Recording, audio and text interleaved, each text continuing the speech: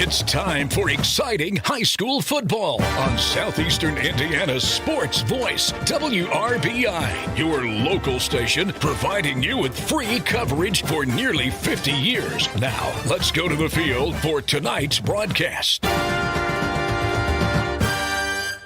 Good evening and welcome. We bid you welcome to the pit at Lawrenceburg High School as we get ready for EIAC football, big school division version, as the visiting Batesville Bulldogs take on the Lawrenceburg Tigers. Tonight's game brought to you by Whitewater Motors, Hurt & Elko, Ripley County Community Foundation, Batesville Dental, Farm Bureau Insurance Agent Doug Sherwood, Batesville Chrysler Dodge Jeep, Decatur County Memorial Hospital, Bruns Gutzwiller, Ivy Tech Community College, Gehrings, Vaguely Napa Auto, Ison's Family Pizza, Fleetwood Chevrolet, Margaret Mary Health, Great Plains Communications, Moore Law Office, and Assured Partners Insurance. And a good Friday evening to you, along with the coach, Gary Solly. I'm Tom Snape as we get ready for tonight's ball game between a couple of sectional rivals, Gary, in Lawrenceburg and Batesville. Yeah, it ought to be a good game. I was looking at some stats and some things like that. They're pretty close. Their only like opponent is East Central at this point, and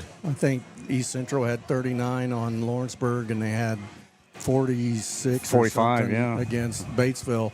So it should be a really good game. And I was telling you before we went on the air, the last time I had this game was last year during the hurricane weather, and it was pretty rough. And Batesville kind of took it on the chin that night.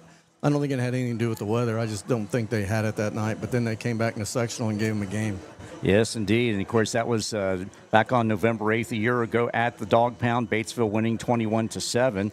And the Bulldogs coming into tonight's game with a record of 3-2 overall, 0-1 in the EIAC Big School. Of course, the common denominator there, East Central. They handed Lawrenceburg their only loss to this point, and that was in conference play, 39-12 in Week 1. And Batesville, under 10th-year head coach Evan Ulrey, averaging 18.6 a game, but giving up 24 a contest.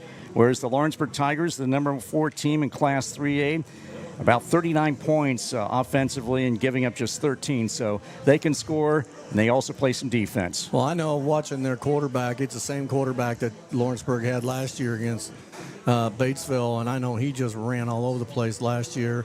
And then, of course, last year, the Kaniga kid at linebacker, he was a difference maker. He played on the offense, he played in the defense, and all night you heard Kaniga. So, and Lawrenceburg's been one of those. They just kind of reload every year. And then, like I said, Batesville, they're gonna have a hard time because you were telling me their starting quarterback is out. And so here you're going into a game like this, and you don't have your starting quarterback. But I'm sitting here watching Shornick throw the ball, and he throws a good ball. So it'll be interesting to see how he comes out and whether his offensive line can give him time. And that'll be Jake Shornick under center tonight for the Batesville Bulldogs. And, of course, you mentioned Krug Gilmore, the quarterback of the Lawrenceburg Tigers, a junior. He's passed for 904 yards and 12 touchdowns at this point. He's also run for 327 yards. So, obviously, a dual threat is Krug Gilmore. And, again, just one interception, and he has 3 rushing touchdowns as well.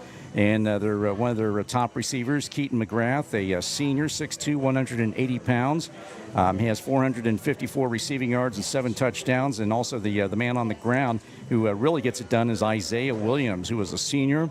And he has 4 touchdowns on the year, 329 yards. And defensively, Mr. Williams has 2 interceptions as well. So, and then, of course, you mentioned Noah Kaniga, now the linebacker, now playing at Eastern Michigan for the I call them the Hurons. So, so with that, so that's this set the stage here. So again, Batesville and Lawrenceburg getting ready to get things underway here. Of course, Batesville coming off a 45-0 beating at home by the East Central Trojans, and the Lawrenceburg Tigers have won 4 straight since that first week hiccup against East Central here at the pit. So with that, we're going to go ahead and step aside for a 60-second timeout, and we're going to hear from both head coaches as we continue on here.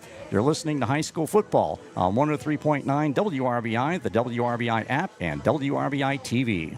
At Indiana Farm Bureau Insurance, we're good at insurance. But not just any insurance. We're good at when the forecast calls for cheese ball-sized hail insurance.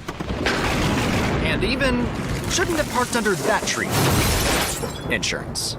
Start with Indiana Farm Bureau Insurance and stop knocking on wood. See your local Indiana Farm Bureau insurance agent, Doug Sherwood, in Greensburg. Call 812-663-3595. Batesville Chrysler Dodge Jeep is a proud sponsor of local athletics. I'm Michelle Galk, and at Batesville Chrysler, we value this community and the relationships we've built with our customers. As your hometown car dealer, we understand the importance of staying connected to the community. We commend all our student athletes and their hard work and dedication. That's why we're proud to sponsor local sports coverage so that fans can stay connected no matter where we are. Remember, you can buy a car anywhere, but when you buy at Batesville Chrysler Dodge Jeep, we can all work together to support the future of this great community. Southeastern Indiana's sports voice, WRBI.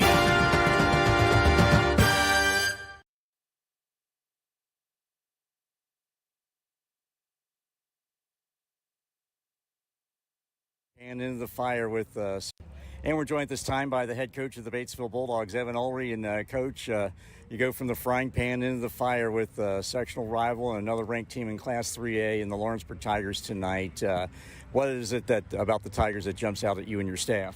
They're physical. I mean, you can tell it jumps right off. And, you watch in the trenches, they get off the ball. Defensively, they get off the ball, they attack and swarm, and they fly the football, play really hard, just fundamentally sound. Then offensively, same thing. That offensive line is just a really good unit. That's kind of what I mentioned on the show on Monday is it's not necessarily that they've got that one Division I guy. They just got a lot of really solid guys and that play really well together as a solid unit. So they get off, they want to run the football. We know it. Lawrenceburg they want to run the football. They got 2 to 3 running backs that really can put some pressure on you, and they got a quarterback that's a dual threat that he's pretty dynamic.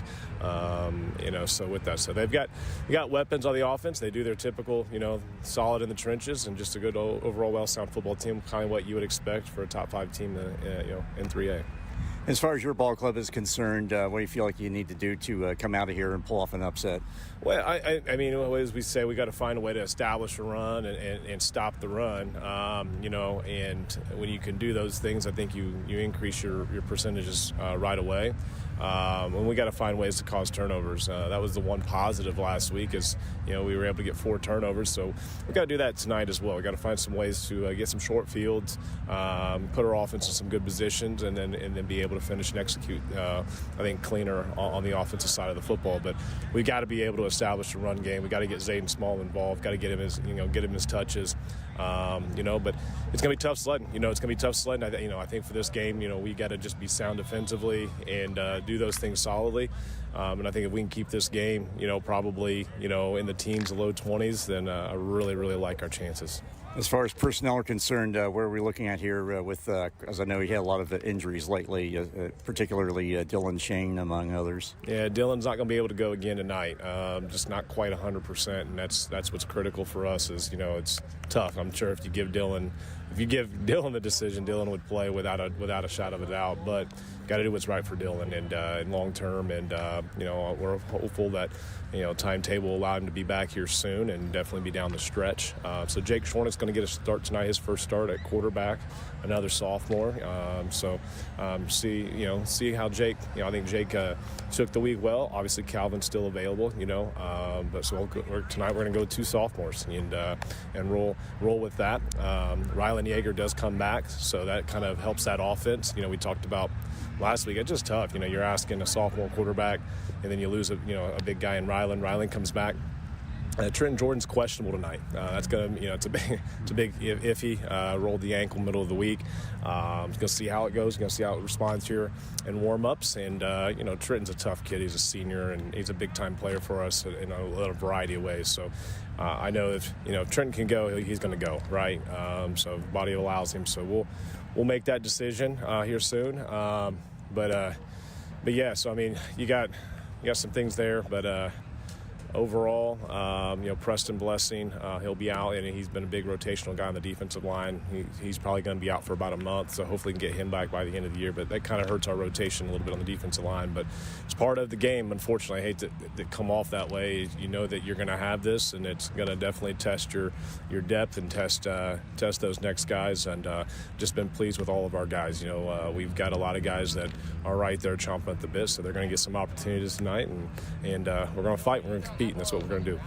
All right. Well, we appreciate your time. As always, good luck, and as always, have fun. I appreciate it. Once again, our thanks to Coach Evan Ulrey of the Batesville Bulldogs for joining us in tonight's pregame show, and we'll be back with more after this on 103.9 FM, WRBI-Radio.com, and the WRBI app. When looking for the highest standard of HVAC service and care, turn to Hurt & Elko, your local Lennox Premier dealer. Hurt & Elko and their Premier dealer status means you're certain to be working with a company who has the highest level of training, professionalism, and customer satisfaction. For a limited time, they're offering up to $1,900 in rebates on a brand new Lennox system or finance with low monthly payments.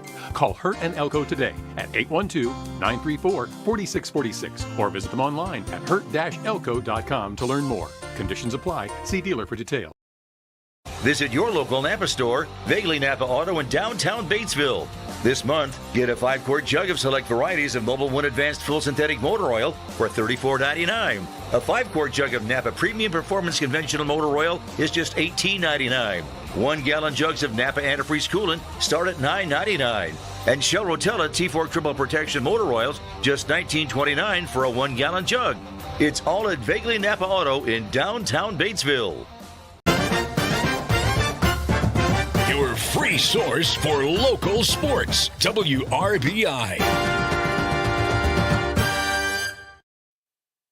And we're joined at this time by the head coach of the Lawrenceburg Tigers, Ryan Kniga. And Ryan, once again, your team had the week one hiccup, and then you're doing what you guys do each year, and that's rattle off the wins. And, of course, tonight, another test in the Batesville Bulldogs, a sectional rival. And what is it about Batesville that jumps out at you and your staff?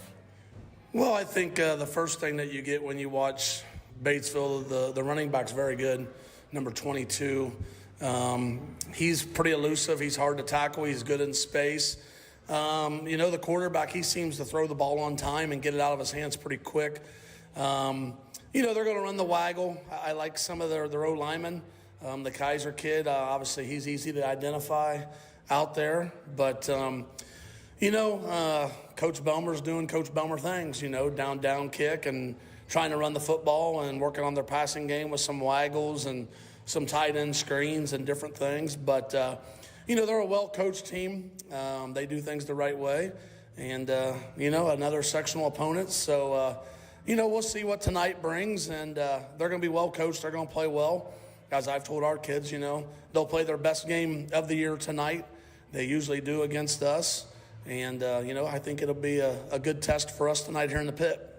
As far as your ball club is concerned, what do you guys need to do to get out here with a win tonight? Well, we always want to start fast, We like to take the ball. We like to get our offense out there and put points on the board, try to make teams play from behind. But, for us, it's a matter of taking care of the ball, not shooting ourselves in the foot, and not giving up the big play. If you go back the last couple of years, we've given up some big plays to Batesville, whether it's been a trick play or whatever it may be. But, they're going to try to take their shots. We got to limit the big play. We got to rally, tackle well in space, create turnovers. And, we have to have every possession end with a kick, whether that's a field goal, an extra point, or a punt. We got to limit our turnovers and just play a good, clean football game. And finally, the health of your ball club coming into tonight. Yeah, we're healthy. We're as healthy as we have been, and hopefully it can stay that way. It's the 3A football. It's actually every level of football. Nothing against the backups, but there's a reason they're a backup, and you got to coach those guys up well too. But our guys that we're playing, they're really good. So we got to keep them healthy, and we got to keep crew healthy and upright, and let our guys go make plays. So if we can keep them healthy, I really like our chances. Well, Coach, we appreciate your time. Good luck, and as always, have fun. Yeah, hey, thank you, and thanks for being here, and go Tigers. All right, once again, our thanks to Coach Ryan Kniga of the Lawrenceburg Tigers for joining us in tonight's pregame show. We'll be back with more after this on 103.9 FM, the WRBI app, and WRBI-TV. When you schedule an annual wellness visit with your Decatur County Memorial Hospital primary care provider, you can receive the most up-to-date report on the status of your health. Your family medicine provider's care is a fundamental to staying well and catching problems early. Routine preventative care can help save your life. Schedule an appointment with your DCMA's provider today. The most and best high school sports is on WRBI. And welcome back to the pit as we get ready for tonight's contest between the Batesville Bulldogs and the Lawrenceburg Tigers. It is Pee Wee football night here at the pit. A number of young football players and cheerleaders being honored tonight, getting ready to run out on the field. And also the Lawrenceburg Tigers have emerged from the locker room. They are in black from head to toe. Black helmets, black jerseys, black pants, and the orange and tiger paw on the side of the helmet. Also the orange numerals trimmed in white. The Batesville Bulldogs will be in white from head to toe. The white helmets, white jerseys, white pants, trimmed in royal blue and silver.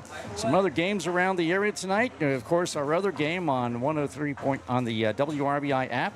It is the South Dearborn Knights visiting the Class 5A number 5 East Central Trojans. Matt Schuyler and Jerry Stenger are your congenial announcers for that one. Airtime for that at 7:10. Also, you've got Greensburg at Franklin County as the Pirates hit the road for the first time this year. Brown County at Milan. And a neat matchup here, Class 1A number 1 North Decatur on the road at 2A number 9 Linton Stockton. That's a 7:30 kickoff. Likewise, South Decatur at home against Cloverdale. Crispus Attucks at Connorsville. And the number 3 team in 2A, LaPel, at Rushville. Those are some of the scores that we'll be keeping track of throughout the night, and hope to pass those along to you. And, of course, at the end of the night, we'll have those for you on our website, WRBIRadio.com, and also be running down those scores for you in the morning sports report tomorrow morning as well. So a lot of, as usual, the Lawrenceburg band ready to come out and I'm sure play the national anthem, part of the pomp and pageantry of the pregame show. So with that, we're going to go ahead and we'll go ahead and take a 2-minute timeout as they get ready to have the band across the way. Of course, the Tigers came out with a smoke machine through a tunnel earlier, and the Batesville Bulldogs yet to reemerge from the locker room momentarily. So with that, it looks like they're about ready to get things underway with the anthem. So we're going to go ahead and step aside for a 2-minute timeout. And again, we're getting ready for high school football tonight. Batesville at Lawrenceburg. You're listening to high school football on 103.9 FM, the WRBI app, and WRBI-TV.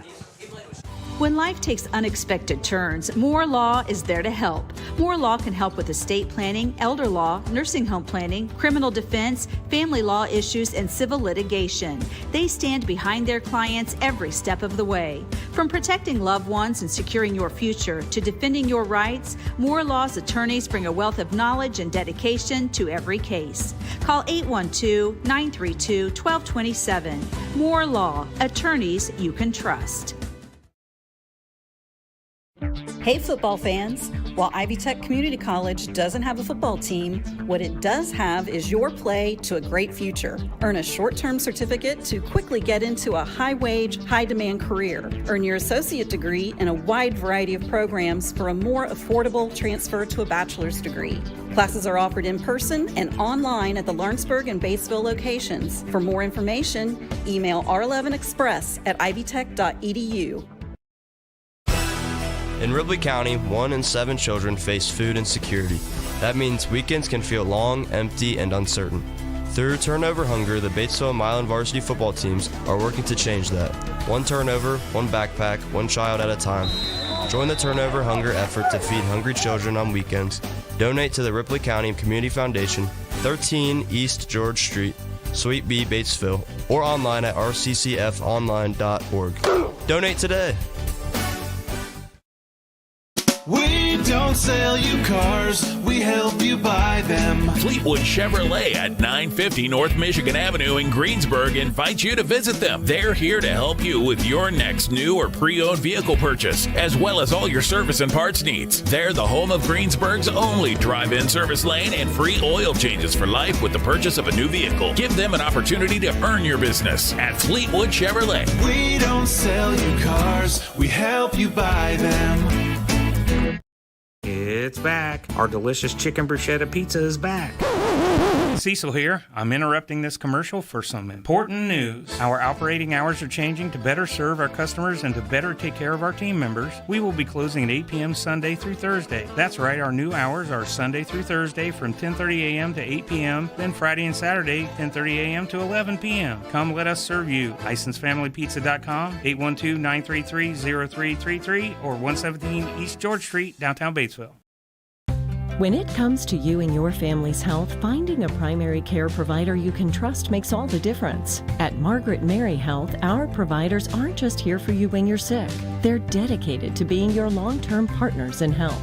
If you're looking for a medical provider to help keep your family well, give us a call or visit us online. Our primary care providers are accepting new patients in Batesville, Brookville, Osgood, and Milan. Margaret Mary Health. Generations of care. Southeastern Indiana's sports voice, WRBI.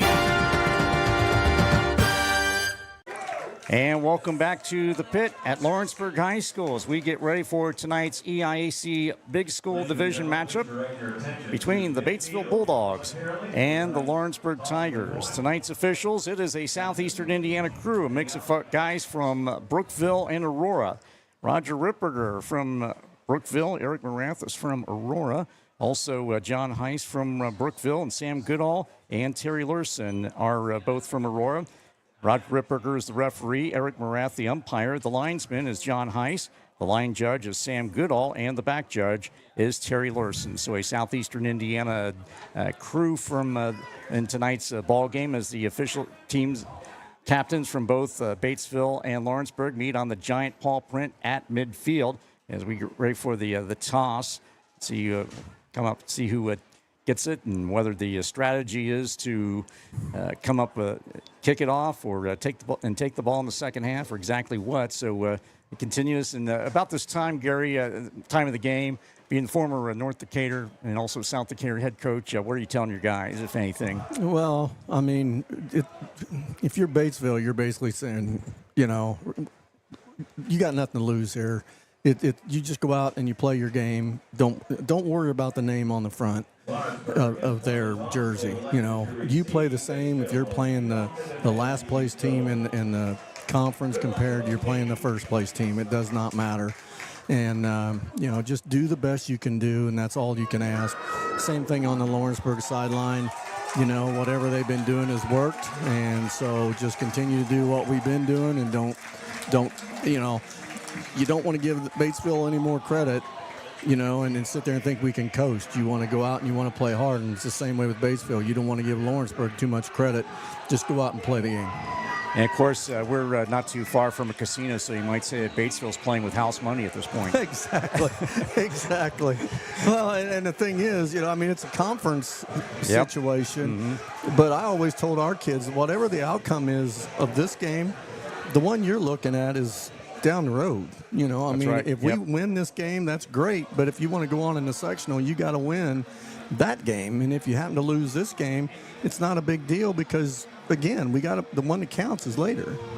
And Lawrenceburg won the toss. They have accepted, so they will get the ball first tonight, going from left to right as Gary and Annie Nunley, our on-site engineer and camera operator, are looking at things here. So it'll be Brady Wannell kicking off, and back deep for the Lawrenceburg Tigers are the return men. Two guys we mentioned in the pregame, Isaiah Williams and Keaton McGrath, are back deep for the Lawrenceburg Tigers. So Brady Wannell looking into that, in the Batesville special teamers looking into that sun off to our left. Wannell advances on the football. And a high end-over-end kick that is taken about the 15-yard line, the 20, the 25 to 30. Cuts it along the numbers and across the 40 and all the way to the 43-yard line is the return man for the Lawrenceburg Tigers. And that is Isaiah Williams on the return. Rylan Yeager in on the stop for the Batesville Bulldogs special teams.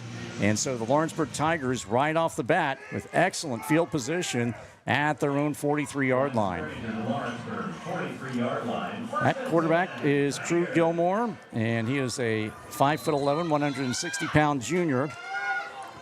Operating out of the shotgun, has a man staggered back behind him. They send a man in motion. He's going to swing past it and get it out to Williams on the right side. Williams cuts it toward the numbers and gets it to the 45-yard line, and he is dropped.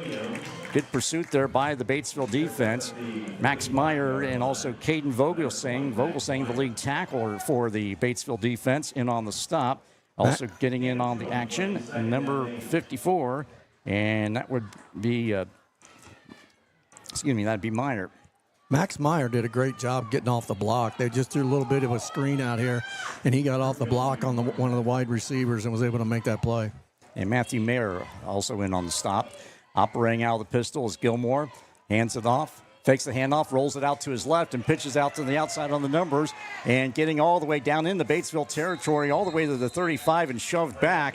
But his forward momentum, that's Vander Labazo on the swing pass, and he gets it out to the Batesville 36-yard line. 1st and 10, Tigers.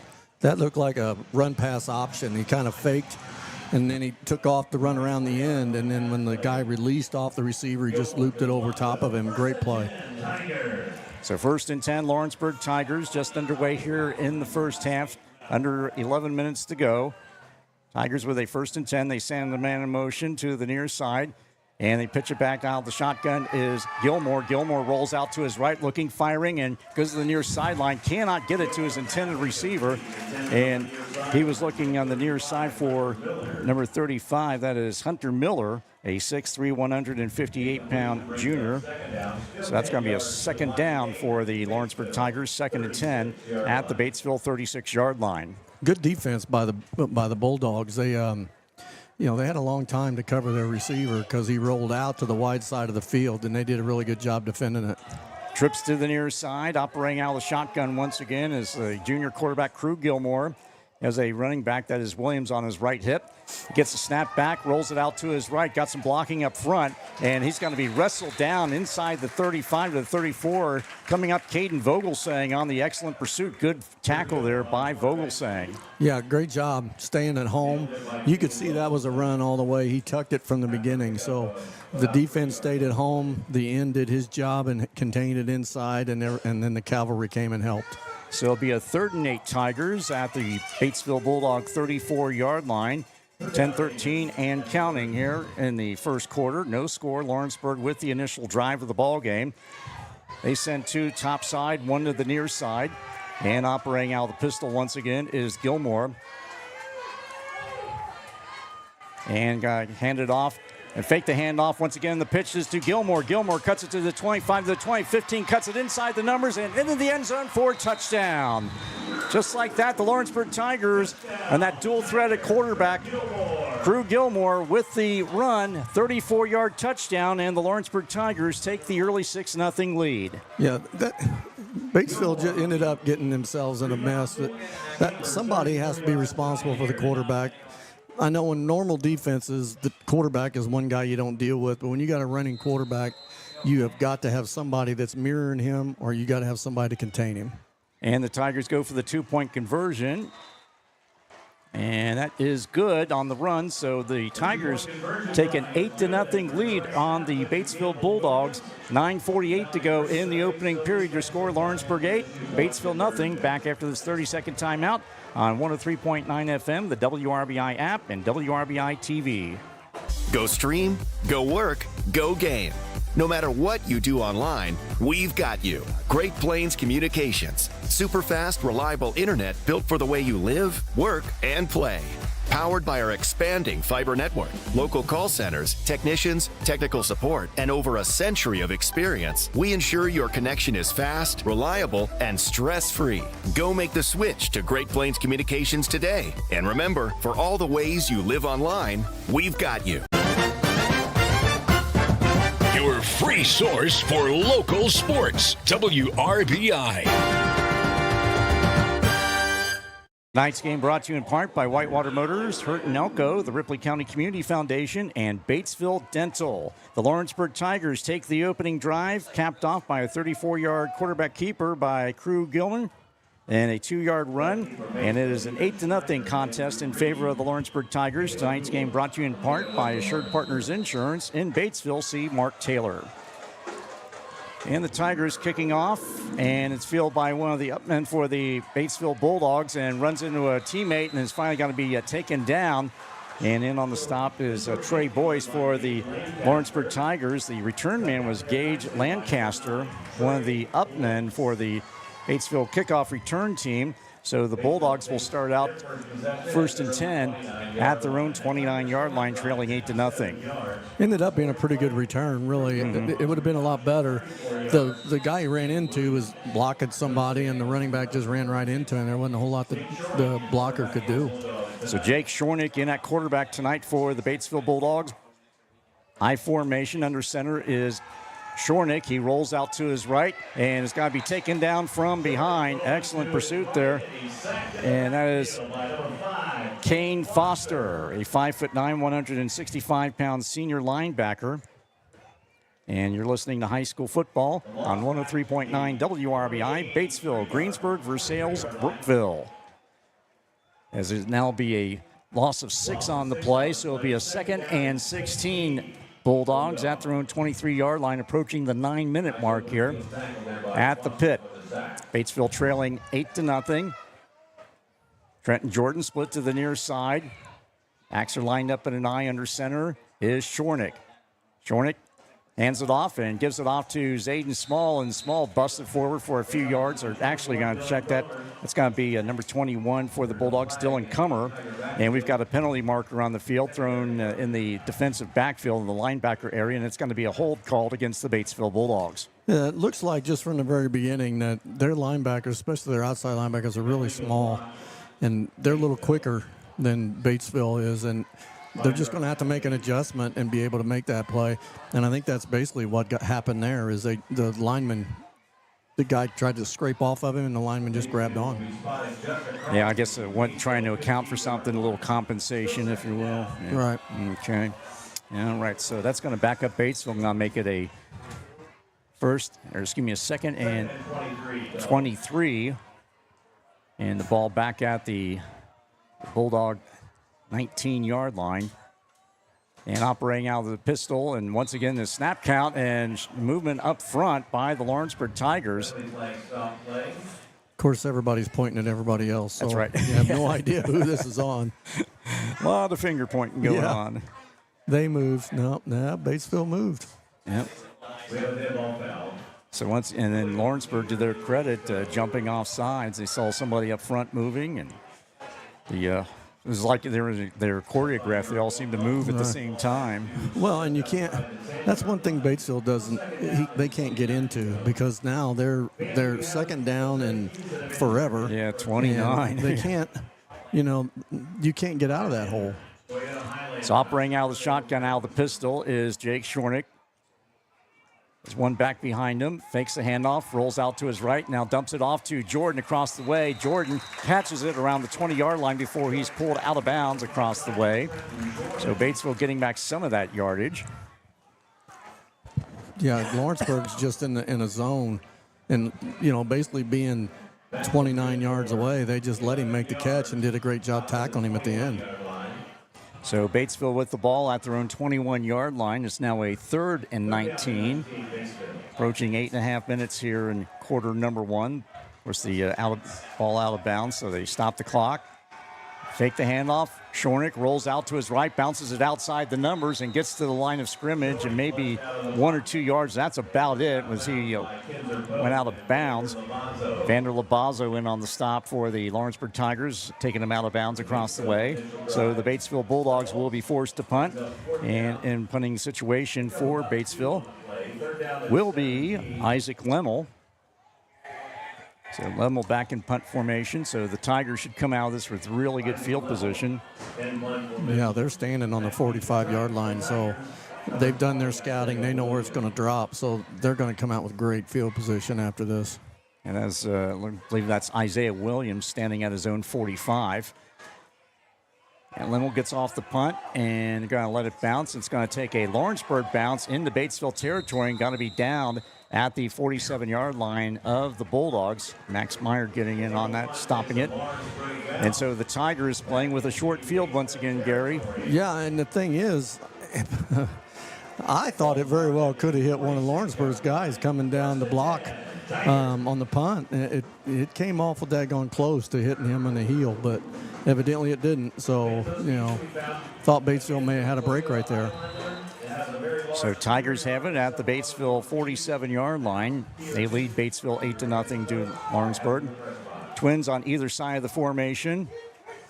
Williams on the left hip of quarterback Krug Gilmore. Gilmore standing on the Tiger paw print logo at midfield. Back to throw, has protection, looking, firing over the middle, and goes and nice catch. Oh, almost coming up with it was his intended receiver. And that was going for Mason Manford, was the intended receiver, a 5'7", 137-pound junior. Had it momentarily, then hit the ground and did not have it. So an incomplete pass will stop the clock with 8:14 to go in the opening period. Yeah, just a quick post pattern, and he had him beat. He had him beat by about 3 yards if he had a good throw. But he still made a great attempt to catch that. 2nd and 10, Lawrenceburg at the Batesville 46-yard line. Gilmore operating out of the shotgun. Williams off his left hip. Now handed off to Williams, goes in the middle, cuts it to the outside, and it's got to be dragged from behind. Excellent defensive play for the Batesville Bulldogs. That was number 53, Jackson Brittle. The senior defensive lineman just came up from behind, just chased him down, and a short gain on the play. Pickup of 2 on the play for Isaiah Williams. He played that perfect. Came up the field, wasn't too deep. The quarterback handed it off, and he let the quarterback go and turned around and ran him down from behind. That was an excellent play there. 3rd and 8, Lawrenceburg at the Batesville 45. Approaching 7.5 minutes to go in the first quarter. Operating out of the pistol is Gilmore. He hands it off and gives it to the first man through. I believe that is Kane Foster, and it is Kane Foster, the ball carrier. He gets it to the Batesville 45-yard line. It's got to be a 4th and manageable, and looks like Lawrenceburg is going to go ahead and send in the punt team. And Gilmore is the punter for the Lawrenceburg Tigers. So he'd be back in punt formation. Of course, this is one of those where you're close enough. I was going to say, it surprises me a little bit. I thought he may go for this, and he may still go for this. And a momentary stoppage in play. Batesville takes a timeout, their first. It comes with 7:03 to go in the first quarter. Your score, Lawrenceburg 8, Batesville nothing. Back in 30 seconds on 103.9 FM, the WRBI app, and WRBI-TV. In case you hadn't heard, Scripture Auto in Greensburg is now a part of Whitewater Motors. If you have an issue down the road, you can call Jamie Scripture or Dave Scripture. Try that at some of the bigger places. It's just customer service. We've been taking care of people for a decade. That's our biggest thing. We treat them like family, always have. Rest assured, Dave Scripture and myself, Jamie Scripture, are still here running the business. So that's the big thing. Visit them online at whitewatergreensburg.com. The most and best high school sports is on WRBI. Tonight's game brought to you in part by Batesville Chrysler Dodge Jeep, Farm Bureau Insurance Agent Doug Sherwood, Decatur County Memorial Hospital, and Bruns Gutzwiller. Again, Lawrenceburg with the getting ready to punt it off. Batesville calling their first timeout. And so we'll see if in fact, the Tigers do punt it with, of course, again, Krug Gilmore, the quarterback, back doing the punting honors. And it is Ethan Schneider back around his own 10-yard line. They get back, and they're going to give the handoff and throw it out to Kane Foster. He dumps it off to the 40 and close to first down. He didn't believe he got it, and he sure did. And that, as Kane Foster completes it to Jacob Becker on a swing out, gets us to the Batesville 35-yard line. So a fresh set of downs for the Lawrenceburg Tigers. And Gary, I think we saw that coming a mile away. Yeah, I think everybody here pretty much thought that was what was going to happen. I didn't get to see. I got a post in my way, so I didn't see exactly how he got open. But they got an end around, came around, threw it to the wide out, was able to get the first down. So the Tigers with the ball, they maintain possession after the fake punt. Fake the handoff, and Crew Gilmore rolls out to his left side, gets some good yardage, and we've got a penalty marker down about in the area where you might expect a hold or a block in the back. So Gilmore calling his own number. And on the year, of course, he now has 4 rushing touchdowns on the season, does Gilmore. And it is a hold against the Lawrenceburg Tigers. And that's kind of what Batesville needs. They need to be able to get them behind the chains. Lawrenceburg is going to gain their yards. You just have to be able to bend and not break. And then in this situation, get them behind the chains a little bit and then be able to play some defense against it. So that's going to move the ball back to the Batesville 43-yard line. So it'll be a 1st and 17 for the Lawrenceburg Tigers. 6:27 to go in the opening period. Tigers lead at 8-0. Gilmore operating out of the shotgun, has twins on either side of the formation. Send a man in motion to the far side. That is Becker. Snap it back and goes, swings it out to his wide receiver. That is McGrath.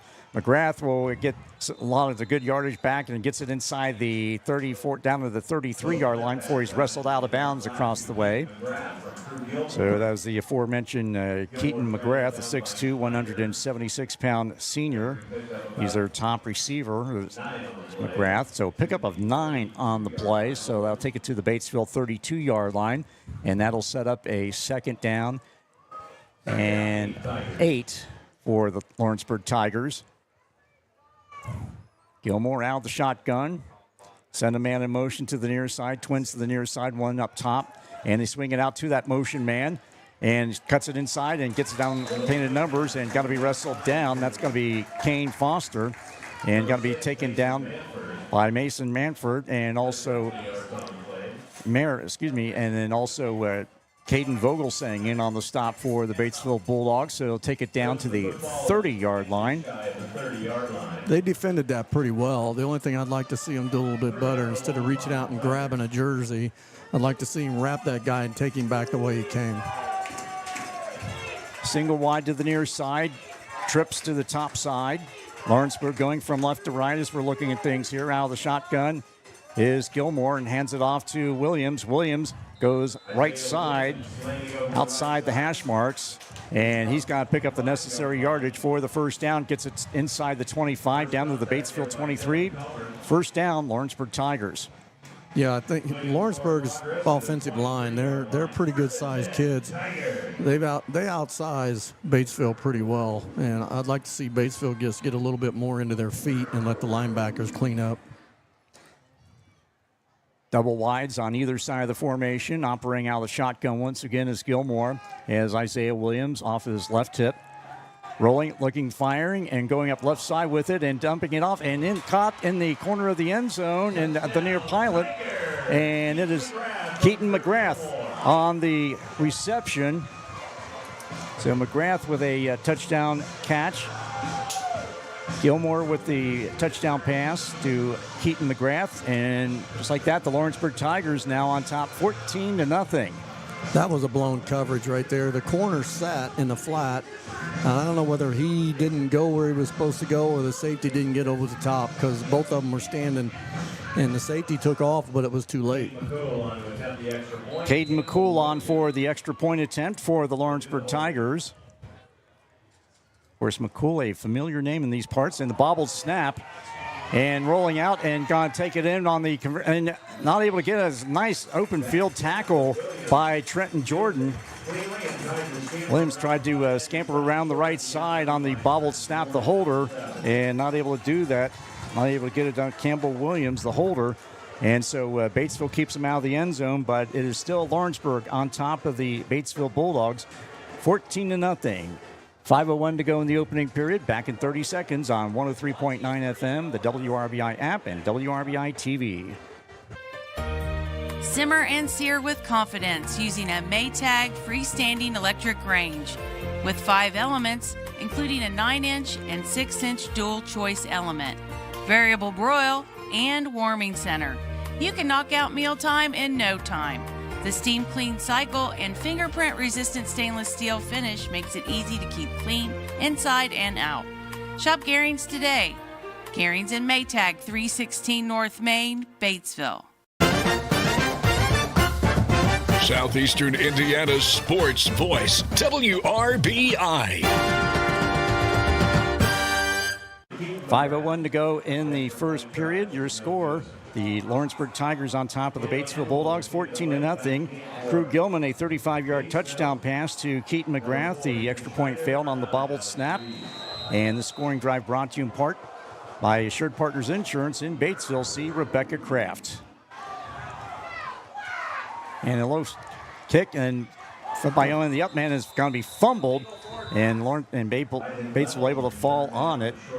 Once again, a short kick by the Lawrenceburg kickoff crew. Yeah, you could see they don't want to kick it deep. Evidently their returners are pretty good, and they know that. So they're trying to keep it short and get the up men to get it. And on that one, it almost looked like on the tackle, he saw his buddy standing there and tried to toss it to him, and almost got a fumble out of it. So, once again, don't try to do more than you need to do. Keaton McGrath now with 8 touchdown receptions on the year for the Lawrenceburg Tigers, 13 touchdown passes for Krug Gilmore as Batesville takes over on offense. Under center is Shornick. He steps up in the pocket, has got to be surrounded and got to be taken down behind the line of scrimmage, about 6 yards behind.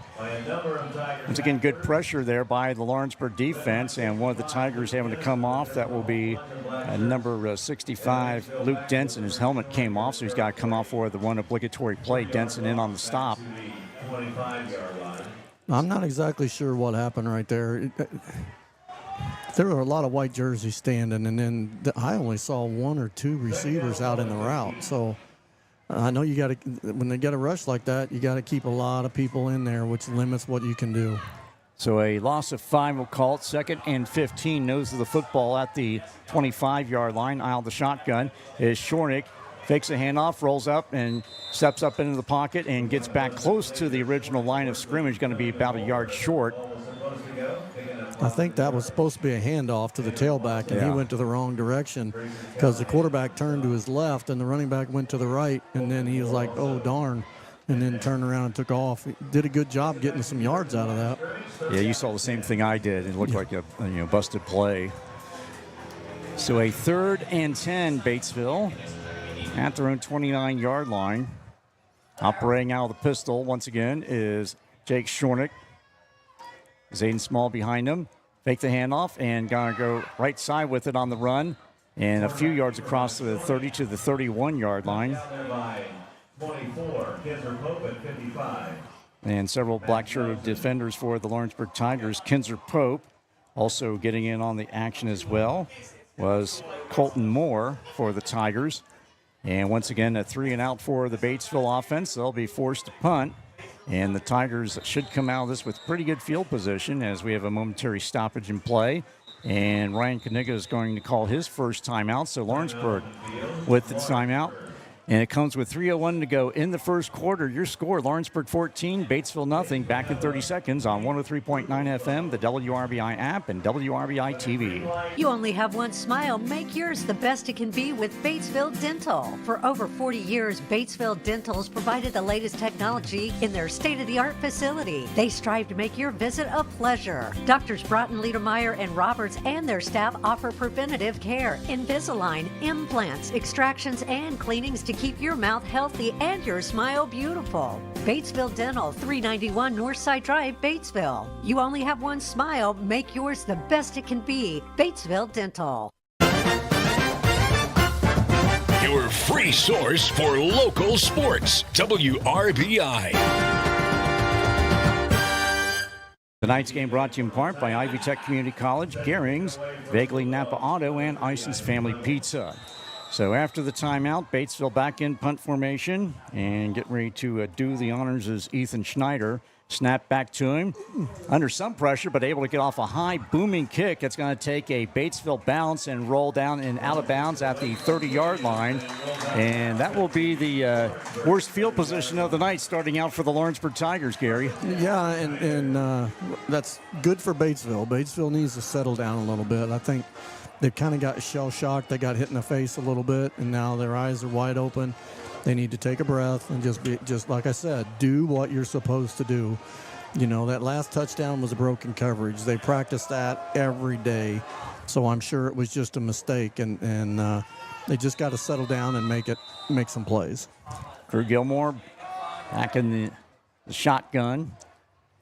Has trips to the top side of the formation. Goes left side, swings it out and dumps it off, and not much doing there. Well defended. Several white shirt Batesville defenders had initial pursuit, and then a couple of reinforcements came along to stop him along the numbers. And Campbell Williams was the receiver on that one. So no gain on the play. It'll be 2nd and 10, Lawrenceburg at the 30-yard line. Tonight's game also brought to you in part by Fleetwood Chevrolet, Margaret Mary Health, Great Plains Communications, and Moore Law Office. 3 wides to the near side. Operating out of the pistol is Crew Gilmore. Gilmore gets a snap. Now steps up into the pocket, takes off with it, and gets it to the 30 and then to the 36-yard line, and still Lawrenceburg territory. Brittle in on the stop for the Batesville Bulldogs. So a pickup of 6 on the play by Crew Gilmore will make it a 3rd and 4 Lawrenceburg at their own 36-yard line with the minute 48 and counting here in quarter number 1. Lawrenceburg leads at 14-0. 53, Brittle. He had to step out, almost like an option pitch, and he stepped out, took a step out for the pitch. Then he regrouped and went back in and got to the quarterback. So he was kind of caught in no man's land there. Sand it back and give it off to Williams. Williams gets the first down and then some. Gets to the 50, the 45, 40. It's a foot race and finally got be taken down in Batesville territory all the way down to the 15-yard line. So Isaiah Williams doing what he does. He rattles off a huge run all the way down to the Batesville 15-yard line. Just when it looked like Batesville had them pinned in, the Lawrenceburg Tigers strike. And Batesville ran a run blitz and brought the 2 inside linebackers. And anytime you do that, if they break it, they're going to go a long way. And there wasn't anybody back to stop him. 1st and 10, Lawrenceburg. At the Batesville 15-yard line, Tigers lead at 14-0 and looking for more. Gilmore out of the shotgun, hands it off. First man through and gets it in. There's going to be a penalty marker going to be thrown in the vicinity of the linebacker area. Ball carrier was Quinn, the ball carrier for the Lawrenceburg Tigers, but it looks like that's going to be coming back. And actually, it's a face mask will be called against the Batesville Bulldogs. So it looked like the back judge threw it and thought in the area where you expect holding, but a face mask, so somebody a little too grabby out there. Well, and that's the thing I've noticed with Batesville right now is they're not initiating. They're not the hammer. I always told the kids you're either the hammer or the nail. And right now they're playing the nail. And they need to be going this direction. And people are grabbing. And when you grab, those kind of penalties are going to happen. 1st and goal at the 3 for Lawrenceburg. 50 seconds to go in the quarter. Gilmore operating out of the shotgun. Hands it off, and first man through and getting to the right side and close and going to get it into the end zone. Kane Foster, the 5'9", 185-pound senior running back, puts it in, and it is a 21-0 ball game pending the extra point. Yeah, that was just a quick trap off of the right-hand side. Again, great job blocking it. Batesville didn't read it very well and took on the block going backwards. And they got to start coming at the block instead of running away from it. So on for the extra point is Caden McCool out of the hold of Campbell Williams. Snap back, the kick is up. and it is right down US 50. It is now a 21-0 ball game in favor of the Lawrenceburg Tigers. 43 seconds to go in the opening period. Back in 30 seconds on 103.9 FM, the WRBI app, and WRBI-TV. At Indiana Farm Bureau Insurance, we're good at insurance. But not just any insurance. We're good at when the forecast calls for cheese ball-sized hail insurance. And even shouldn't have parked under that tree insurance. Start with Indiana Farm Bureau Insurance and stop knocking on wood. See your local Indiana Farm Bureau insurance agent, Doug Sherwood, in Greensburg. Call 812-663-3595. The most and best high school sports is on WRBI. Kane Foster's 3-yard touchdown run. Cade McCool's extra point makes it 21-0 Lawrenceburg over Batesville. 43 seconds to go in the opening period. That scoring drive brought to you by Assured Partners Insurance. In Batesville, see Kevin Kreckler. And McCool advances on the ball. And once again, a short kick. Return man gets across the 30 to 35 and got to be taken down there. And the return man for the Batesville Bulldogs was Isaac Lemmel. So the Bulldogs with a decent field position and trailing 21-0. And this is pretty much, I guess, according to Hoyle, what a lot of people expected, Gary. Yeah, the thing is, I think, like I said, the Batesville's quarterback, number one quarterback's out.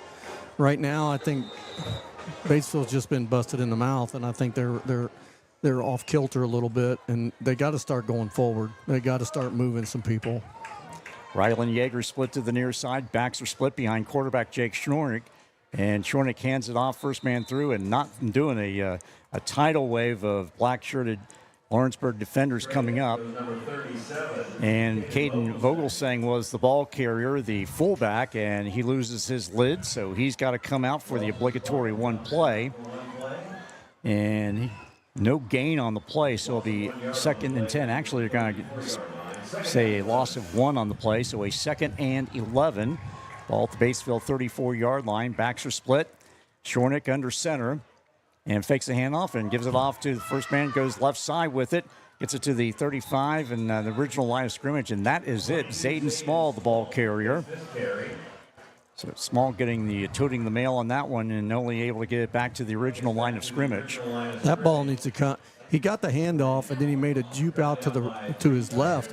He needs to cut it up. He needs to go into the right. The block was for him to come up inside off tackle, and he made that juke. As soon as he made that juke, then Lawrenceburg was able to catch up to him. Just hit the hole. And that's the end of your score. Lawrenceburg 21, Batesville nothing. Back in 60 seconds on 103.9 FM, the WRBI app, and WRBI TV. Batesville Chrysler Dodge Jeep is a proud sponsor of local athletics. I'm Michelle Galk, and at Batesville Chrysler, we value this community and the relationships we've built with our customers. As your hometown car dealer, we understand the importance of staying connected to the community. We commend all our student athletes and their hard work and dedication. That's why we're proud to sponsor local sports coverage so that fans can stay connected no matter where we are. Remember, you can buy a car anywhere, but when you buy at Batesville Chrysler Dodge Jeep, we can all work together to support the future of this great community. When looking for the highest standard of HVAC service and care, turn to Hurt & Elko, your local Lennox Premier dealer. Hurt & Elko and their Premier dealer status means you're certain to be working with a company who has the highest level of training, professionalism, and customer satisfaction. For a limited time, they're offering up to $1,900 in rebates on a brand new Lennox system or finance with low monthly payments. Call Hurt & Elko today at 812-934-4646 or visit them online at hurt-elko.com to learn more. Conditions apply. See dealer for details. Southeastern Indiana's sports voice, WRBI. Just underway in the second quarter, and immediately swing pass by Schornick and is intercepted by Isaiah Williams with a sliding catch for the Lawrenceburg Tigers. And Isaiah Williams with another pick on the year.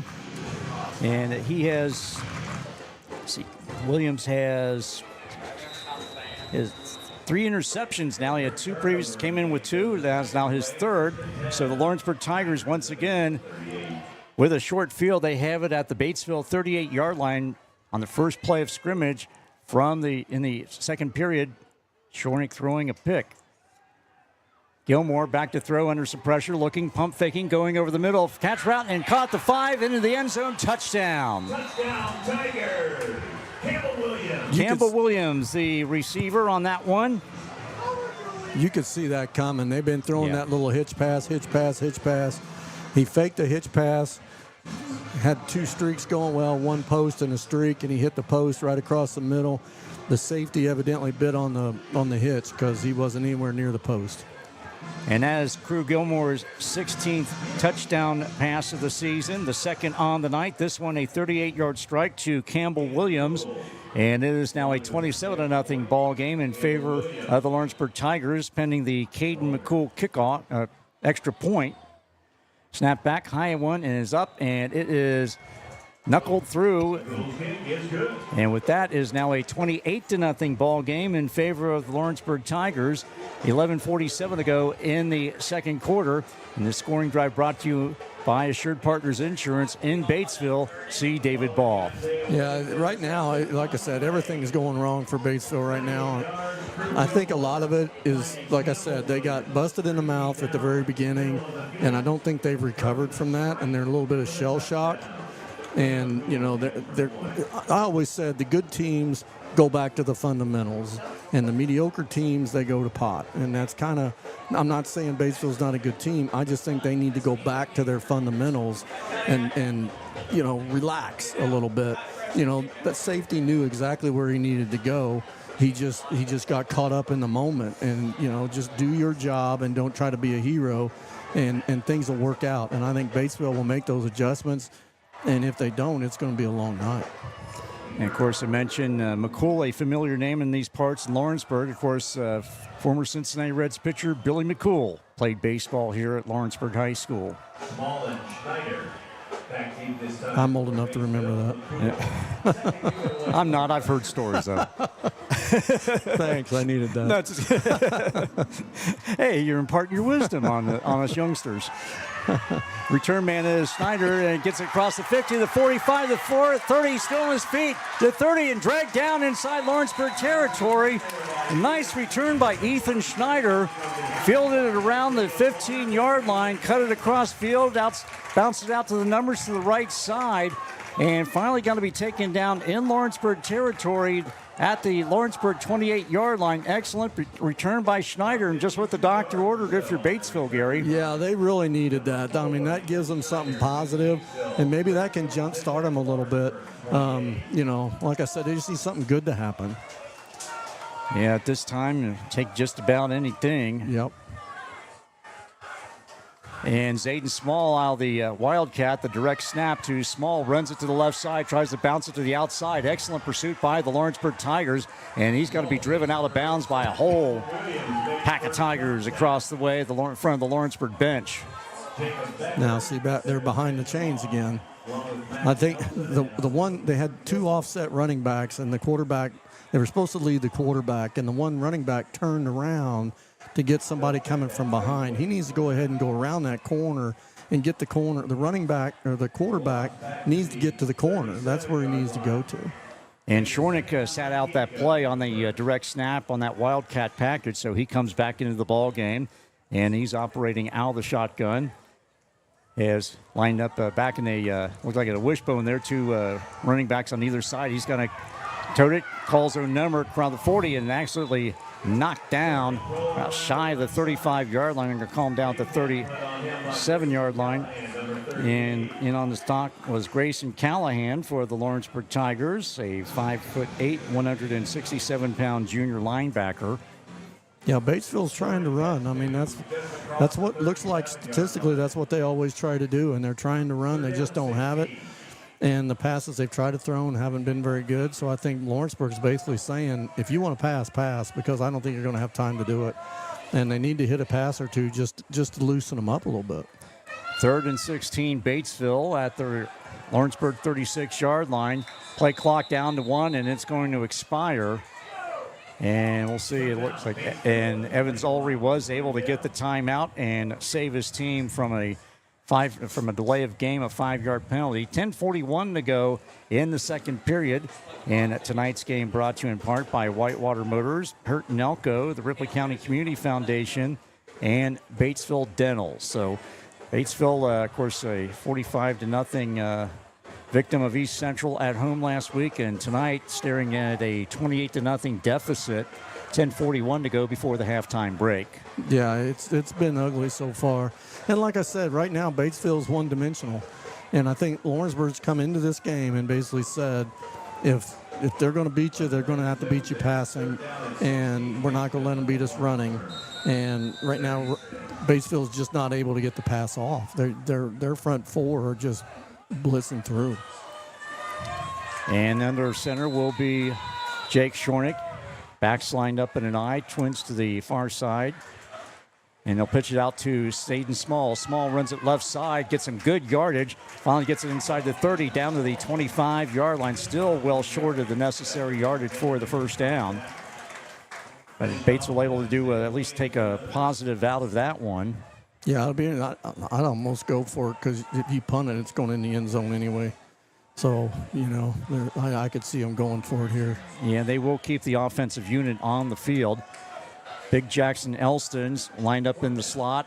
Rylan Yeager lined up at the flanker position, operating the I formation, and handed off to Zayden Small. Small gets it down to the 25-yard line. He's going to be short of the necessary yardage for the first down. He got to be a yard shy, needed to get it to the 19. He got it to the 20, and the Lawrenceburg Tigers will take over on downs with 9:58 to go in the second period. Lawrenceburg leads at 28-0, and this game brought to you in part by Batesville Chrysler Dodge Jeep, Farm Bureau Insurance Agent Doug Sherwood, Decatur County Memorial Hospital, and Bruns Gutzwiller.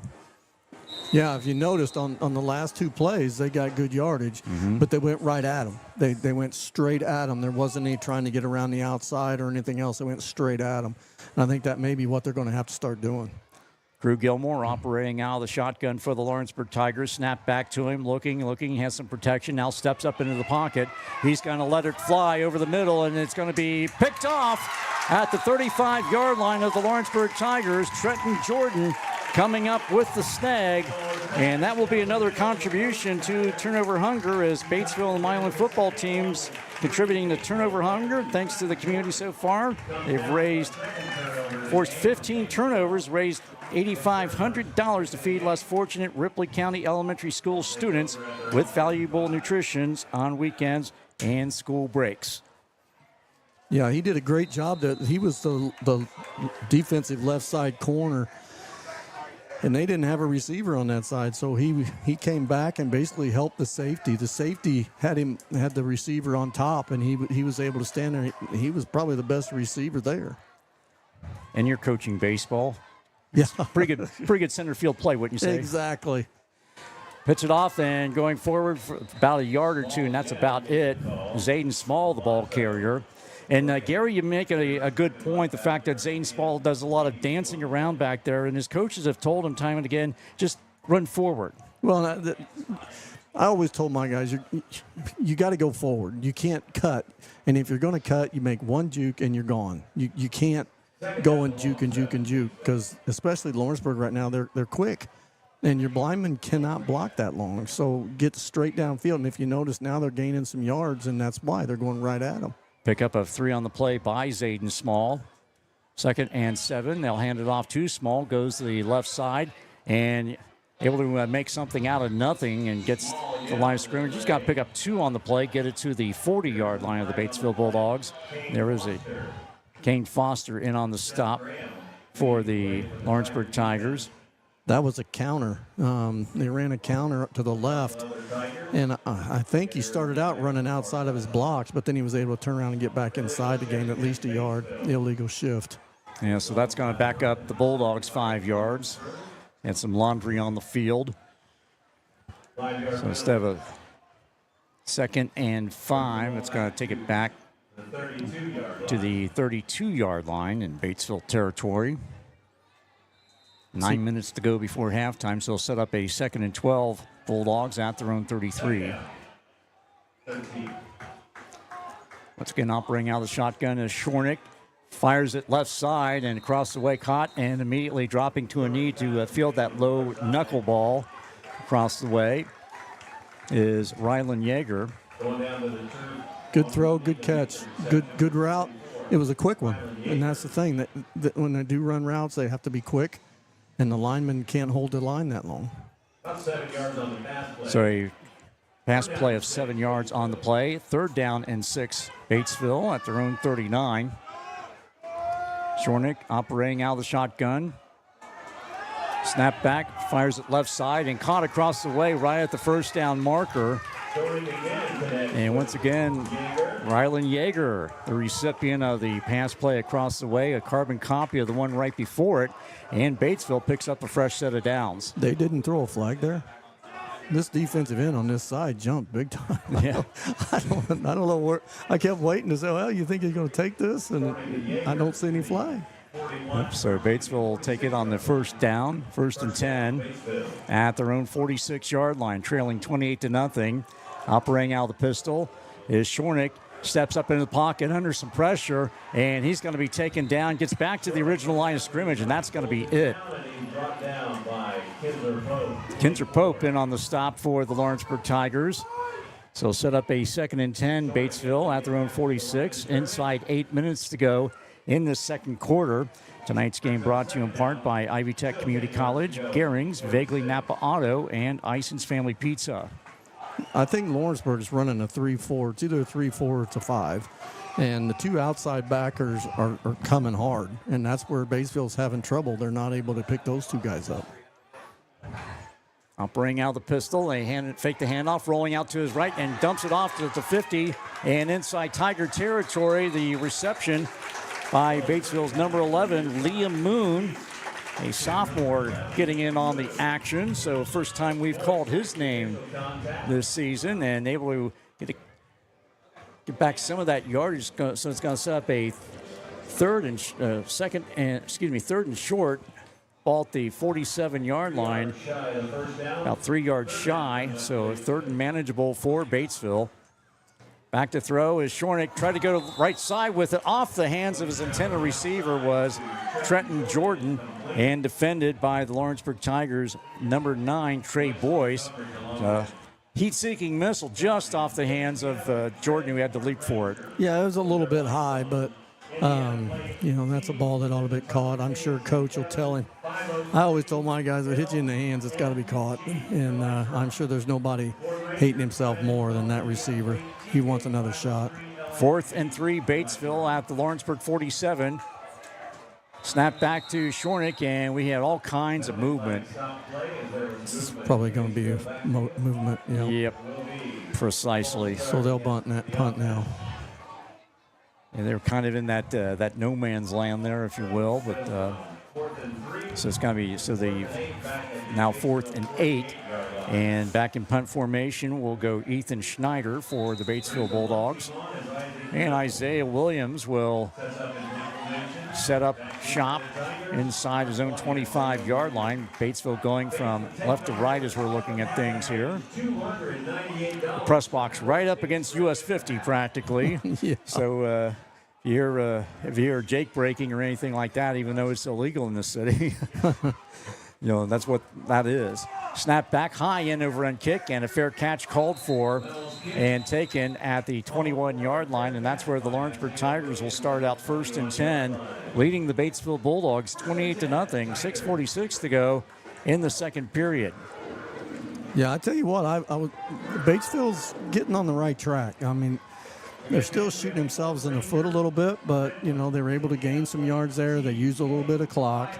And, they made a great interception down here. Some good things are going on, and maybe they can build on those. Krug Gilmore, the junior quarterback, operating out of the pistol, as he has for much of the ball game. And handed off to Williams, first man through. He burst through and just absolutely whistled his way across the line of scrimmage before he was tripped up. Like Vogel sang in on the stop for Batesville. Not before a nice gain for Williams. He gets it across the 25 to the 26-yard line. A little bit more than what you want him to have, but on the same note, he went up in the hole, was able to get his feet and get him down. Pick up a 5 on the play. 2nd and 5, Lawrenceburg at their own 26. Trips to the top side, 1 to the near side. Back to throw, firing, and across the way to McGrath. McGrath with the reception, and he's going to get the necessary yardage for the first down before he's finally taken down inbounds by the Batesville defense. But a nice pitch and catch there, and that from Gilmore to McGrath. I can't tell the number over there, but the corner did a great job. He read it. He came up the field to get it, but the receiver for Lawrenceburg hit him just right and knocked him around, and then the guys mopped up afterwards. So 1st and 10, Lawrenceburg at their own 33. Send a man in motion and hand it off to Williams. Williams tries the left side of the formation, gets another healthy run there. He's going to pick up about 5 on the play, take it to the Tiger 39-yard line. Getting up off the bottom of the pile, Bryson Hageman for the Batesville defense. Batesville's way too high. On their defensive line, they're way too high. The running back is running hard, and when he hit 53 in the chest, and that knocked 53 back about 3 yards. He's got to get his back flat and go through the hole that way. What is it they say, Gary? Low man wins? Exactly, all the time. Pitch it out and give it off to the right side and across the way and take it out of bounds. McGrath, once again, the receiver on the pass from Krug Gilmore. That's going to set up a 3rd and inches for the Lawrenceburg Tigers at their own 43-yard line. They're putting their meat in now, Lawrenceburg is. You know they're going to run it right at you.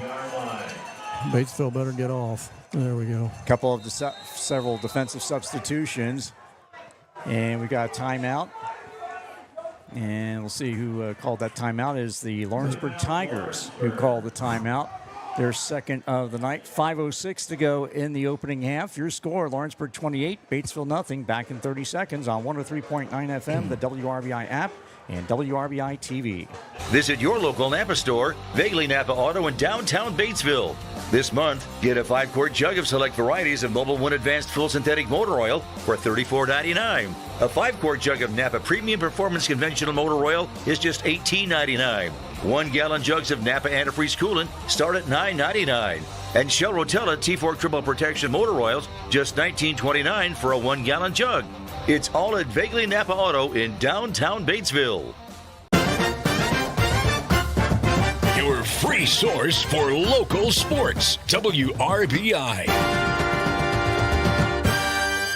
Tonight's game brought to you in part by Fleetwood Chevrolet, Margaret Mary Health, Great Plains Communications, and Moore Law Office. So a 3rd and 1 Lawrenceburg at their own 43. They have them bunched in tight and snap back to Gilmore. Gilmore runs it right side, and he's going to be shoved back by several white-shirted Batesville defenders, but not before he made forward progress, first down yardage.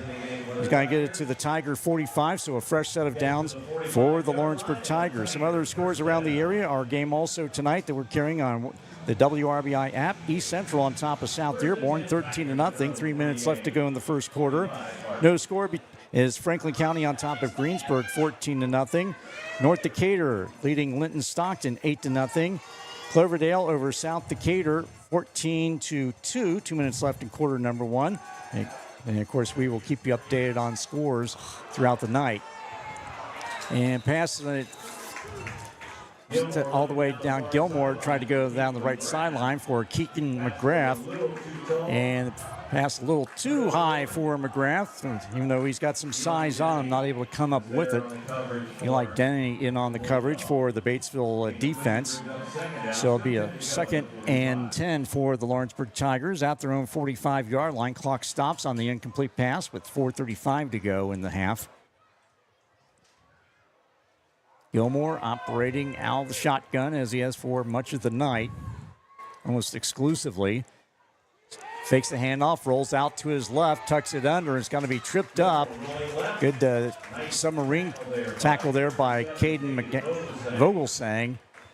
Just reached out there, grabbed a shoelace, and took it from there, but not before Gilmore got it right at midfield at the 50-yard line. 5-yard pickup on the play. It'll be 3rd and 5 Lawrenceburg at the 50-yard line. He got a little bit deep right there. I always told our guys, get over about 1 or 2 yards and stop and find out where the ball is.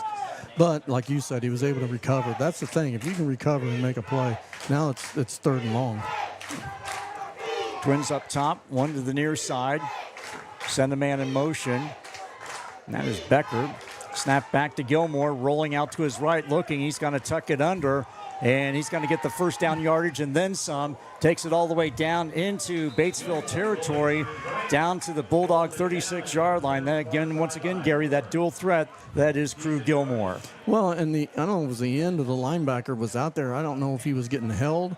It looked to me like he turned his shoulders. So, in other words, instead of having his shoulders flat so he can go side to side, he turned his shoulders. So when the quarterback got outside of him, he had to turn himself all the way around. He wasn't able to make a tackle. He was right there. 1st and 10 Lawrenceburg at the Batesville 36-yard line. Tigers leading at 28-0 and looking for more. 3 split to the near side. And send a man in motion to the far side. Gilmore snapped back to him in a shotgun formation. He has all kinds of time, now flushed out of the pocket, rolls off to his left and dumps it off to McGrath on the near side. McGrath dances away and trying to get a Batesville defender and kind of gave him a shove. And it was Ethan Schneider was defending for the Batesville Bulldogs. Got a little bit of a shove there by McGrath, and then Trenton Jordan came up to trying to defend his teammate. The official, believe it or not, did not throw a flag on that. Yeah, now number 1's mouthing back all of Batesville's team, and it's getting pretty nasty right now. I'm surprised a flag wasn't thrown on something. Yeah, I was shocked that the Laundry stayed in the official's pocket. He was right on top of it, too, the linesman was. So the Tigers with a 1st and 10 at the Batesville Bulldog 21-yard line. And we've got another timeout, and I believe that's Ryan Kaniga going to call his 3rd and final timeout. And that is the case. Comes with 3:09 to go in the second quarter. Lawrenceburg 28, Batesville nothing. Back in 30 seconds on 103.9 FM, the WRBI app, and WRBI-TV. When you schedule an annual wellness visit with your Decatur County Memorial Hospital primary care provider, you can receive the most up-to-date report on the status of your health. Your family medicine provider's care is a fundamental to staying well and catching problems early. Routine preventative care can help save your life. Schedule an appointment with your DCMA's provider today. The most and best high school sports is on WRBI. And you're listening to high school football on 103.9 FM, WRBI, Batesville, Greensburg, Versailles, Brookville, alongside Gary Solly and our on-site engineer, camera operator, Annie Nunley. I'm Tom Snape. The Lawrenceburg Tigers with a 1st and 10 at the Batesville 21-yard line, 3:09 to go in the second quarter. Lawrenceburg leads it 28-0 and smelling blood, looking for more. Fake the handoff, rolling out to his right and dumping it off in the pass, and caught inside the 5, and it cartwheeled this way. Keaton McGrath, who came out for one play after he got away with not getting a penalty on a play along the sideline. He was cartwheeled at the 4-yard line, so that's going to set up a 1st and goal for the Lawrenceburg Tigers at the Batesville 4-yard line. Yeah, Batesville, they're playing, I don't know if they're playing zone or man, but this corner out here cannot stay with them. So he's going to have some help. Gilmore operating out of the gun. Empty backfield. And actually a dump pass and thrown, and no signal yet. And it is a touchdown for the Lawrenceburg Tigers. As I have the light show here after every touchdown. And it looks like that was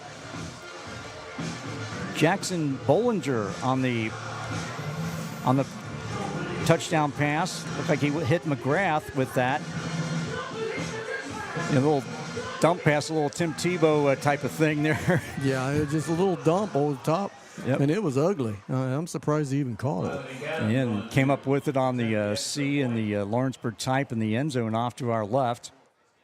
And on for the extra point. The kick is up, and it is no good. Kick was blocked, and the attempt by Miley McAdams, a senior kicker, so not able to get any lift on it. And so it makes it a 34-0 ball game in favor of the Lawrenceburg Tigers with 2:42 to go in the second quarter rather. And then the scoring drive brought to you by Assured Partners Insurance in Batesville. See Mark Taylor.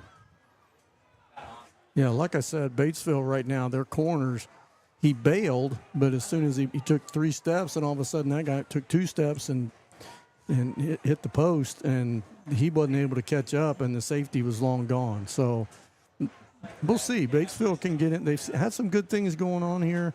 They get in here at halftime. Maybe they can make a few adjustments. They see what's going on. You got guys standing up here on top, but they see what's going on. That's what halftime's all about. You make a few adjustments and see if you can get back in this thing.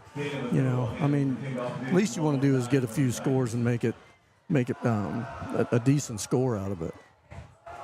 So Jackson Ballmer, a 4-yard jump pass to Keaton McGrath. And then the kick failed, and we're at 34-0. Of course, you need 35 points to institute the running clock in the second half. So Lawrenceburg getting ready to kick it off. Does Caden McCool. High end over and kick. That's going to be taken at the 26-yard line and to the inside the 35 and down to the 36-yard line. And that is it as far as the return is concerned. And that was Gage Lancaster, the returner for the Batesville Bulldogs. That was a good return. I mean, that was all he was going to get. But what impressed me about it, he was trying to get to the middle, but as soon as he found an opening, he cut it up, and he got what he could get. If he tried to get any further to the middle, it ended up being further back than that. So the Bulldogs trailing 34-0 with 2:36 left in the first half. See what they can get going. Jordan split to the near side. Rylan Yeager to the up top side. Operating out of the pistol is Jake Shornick, and Shornick calls his own number. It's a nice gain out of it, about 5 yards on the play across the 40 to the 41-yard line. Kane Foster in on the stop for the Lawrenceburg defense. So that'll set up a 2nd and 5 for the Batesville Bulldogs. Clock rolling along as we approach the 2-minute mark here in the first half. Now let's just keep going right at them. Get yourself some positives. Single wides on either side. Operating out of the pistol is Shornick. Snap back, fakes the handoff, and is going to call his own number and runs into a brick wall. And he's going to lose a couple of yards on the play. So you can't. If it's being blocked to the right, you got to run it to the right. The hole's going to be there. If it's not there, you can't go back left because they're blocking you right into it. So I think the hole was there, but it was another man out. And I think if he'd have just went to the bubble, another step out, I think he would have had at least a little bit of a gain. So loss of 2 on the play. It'll be a 3rd and 6 for the Batesville Bulldogs at their own 40-yard line. Single wides on either side. Operating out of the pistol is Shornick. Looks left side, firing. And thrown across the way, and it caught at the 45-yard line. And that was Rylan Yeager with the reception. I think they're going to go for it here, which I don't know why you wouldn't. Yeah, exactly. I mean, approaching midfield at your own 45-yard line. And you only got a minute to go, so. Yep, keep the drive alive. Exactly. Something straight at him. Elston split to the near side. Single wide, and they're going to go under center is Shornick, and cannot get any push up front, the Batesville offensive line, and Shornick is going to lose yards, and Batesville's going to lose possession on downs. So good job by Foster and Callahan for the Lawrenceburg defense coming up with that stop, getting the pursuit, so the Tigers will take over 1st and 10 at the Batesville 45-yard line on downs, leading 34-0. Their 2 linebackers shot A's. And they shot one A, and then their nose hit the other A, and Batesville did not block down at all. They just took. I don't think they got their position step, and they were able to split it. So the Tigers with the ball with 50 seconds to go in the half. Gilmore operating out of the shotgun, rolls off to his left, looking, and finally got to dump it off, and looking to the near side and not able to come up with anything, just kind of threw it to play another down. And Hunter Miller was the nearest man in the area, also seeing Trey Boyce getting in on it as well. And there is a penalty marker in the Lawrenceburg backfield, and that will be a hold against the Tigers.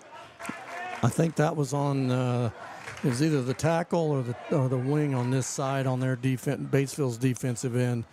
The defensive end did a great job. He kept his outside arm free, and he just couldn't get off the block. If he could get off the block, I think it's a different story.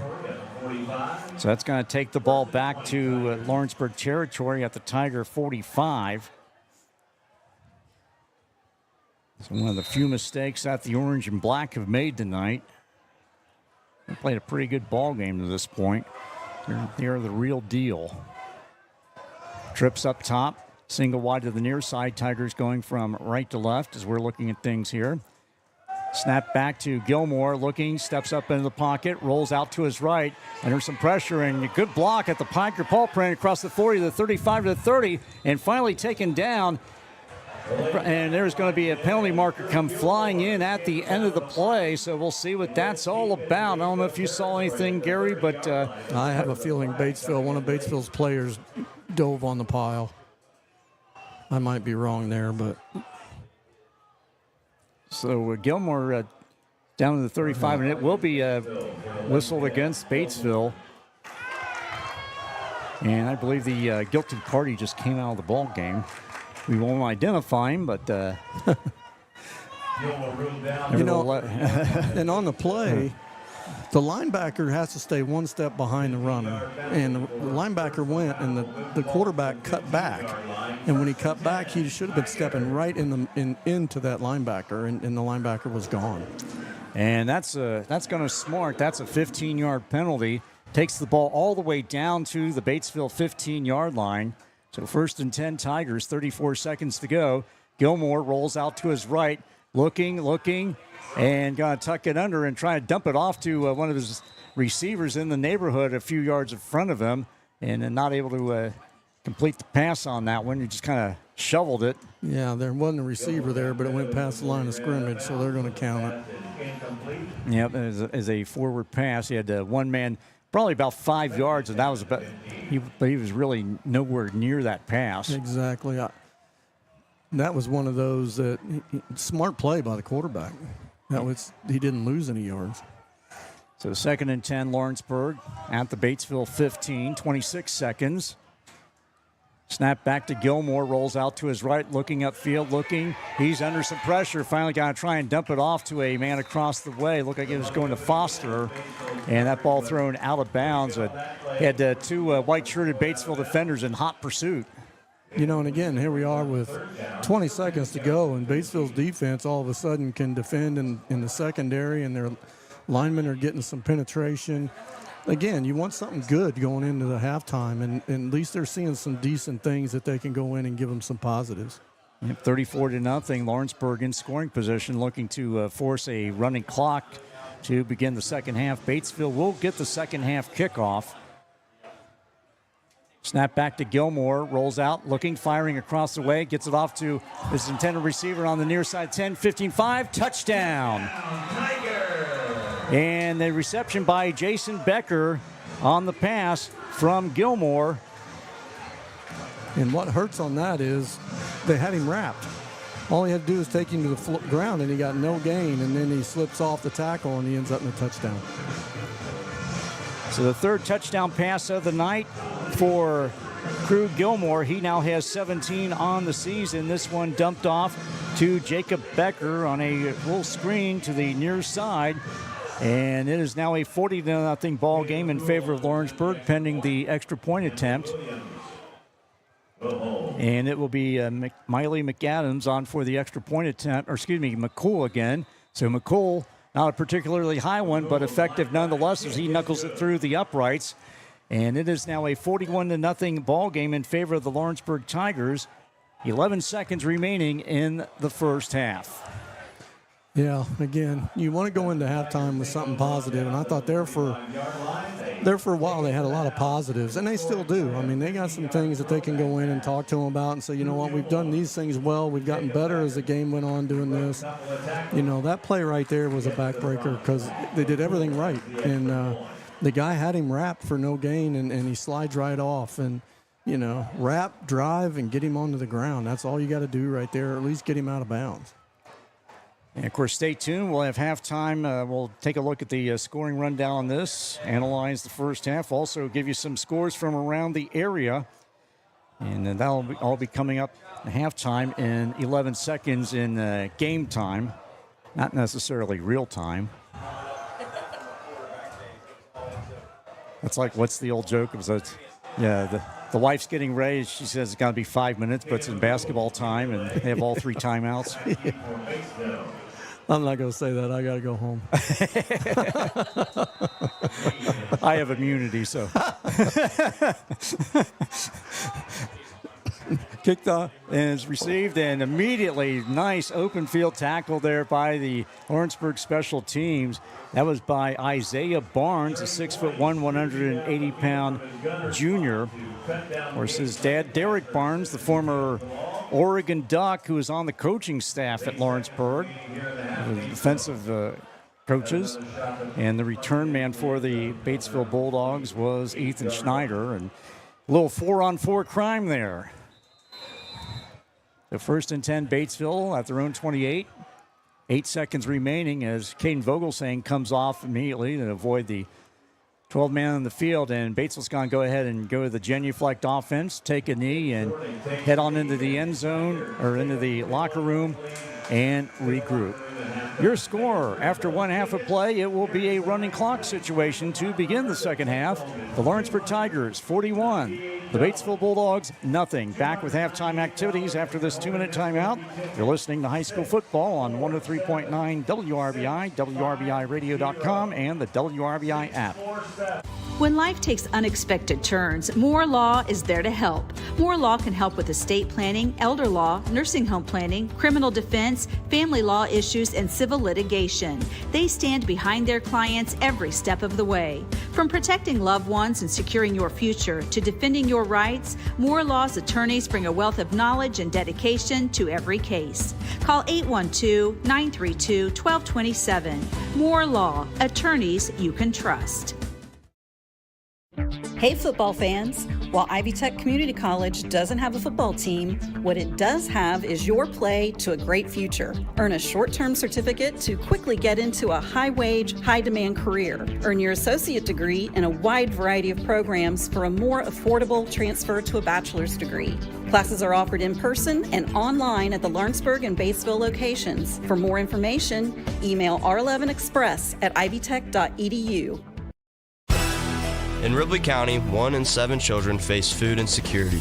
That means weekends can feel long, empty, and uncertain. Through Turnover Hunger, the Batesville and Milan varsity football teams are working to change that. 1 turnover, 1 backpack, 1 child at a time. Join the Turnover Hunger effort to feed hungry children on weekends. Donate to the Ripley County Community Foundation, 13 East George Street, Suite B, Batesville, or online at rccfonline.org. Donate today! In Ripley County, 1 in 7 children face food insecurity. We don't sell you cars, we help you buy them. Fleetwood Chevrolet at 950 North Michigan Avenue in Greensburg invites you to visit them. They're here to help you with your next new or pre-owned vehicle purchase, as well as all your service and parts needs. They're the home of Greensburg's only drive-in service lane and free oil changes for life with the purchase of a new vehicle. Give them an opportunity to earn your business at Fleetwood Chevrolet. We don't sell you cars, we help you buy them. Southeastern Indiana's sports voice, WRBI. It is halftime, and the Lawrenceburg Tigers in control of this one, 41-0 over the Batesville Bulldogs in a game that's, for the most part, been a masterpiece for Lawrenceburg and bowling shoe ugly if you're a Batesville Bulldog fan. And that last scoring drive brought to you by Assured Partners Insurance in Batesville.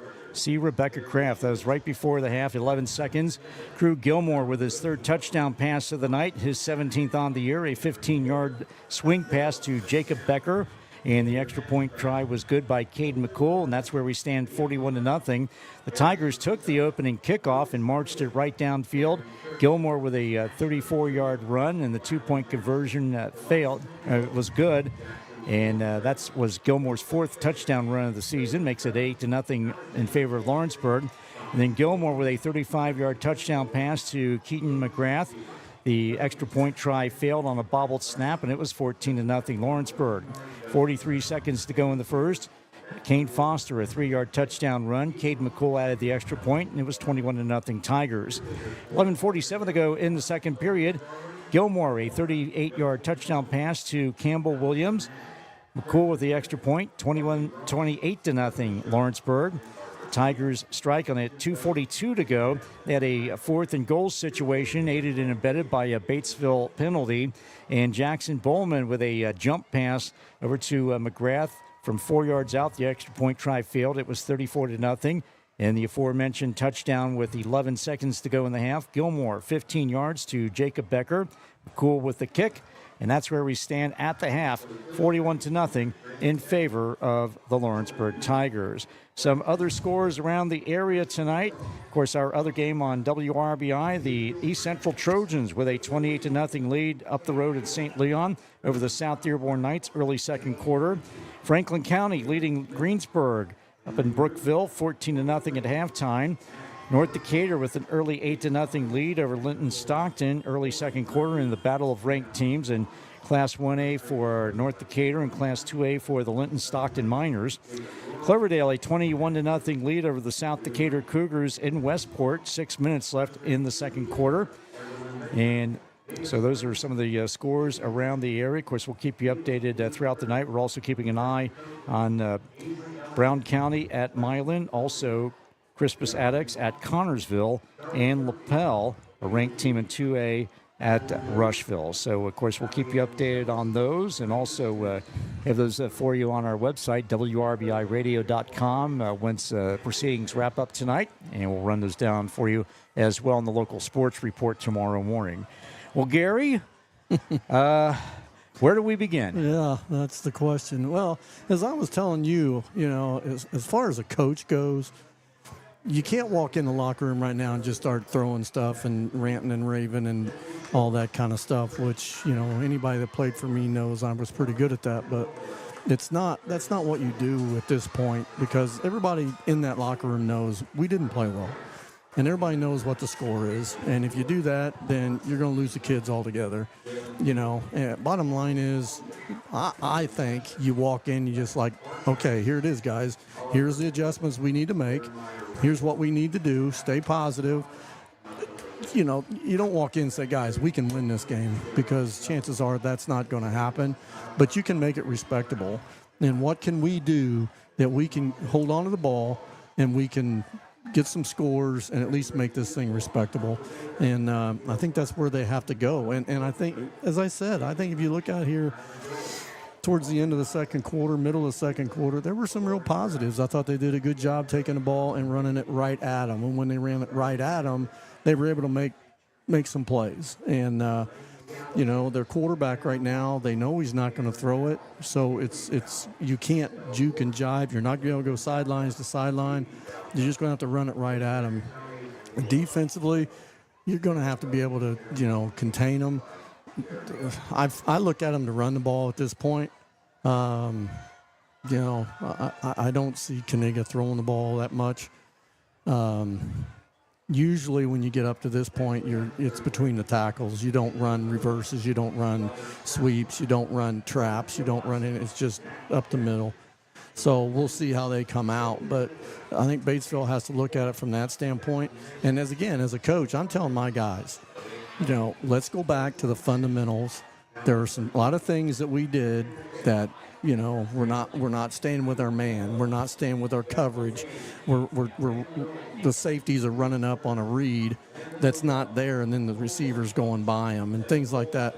Your first job in the secondary is a pass receiver. That is your main job. If you're one of the guys that's making the most tackles in a game, then your defense isn't very good.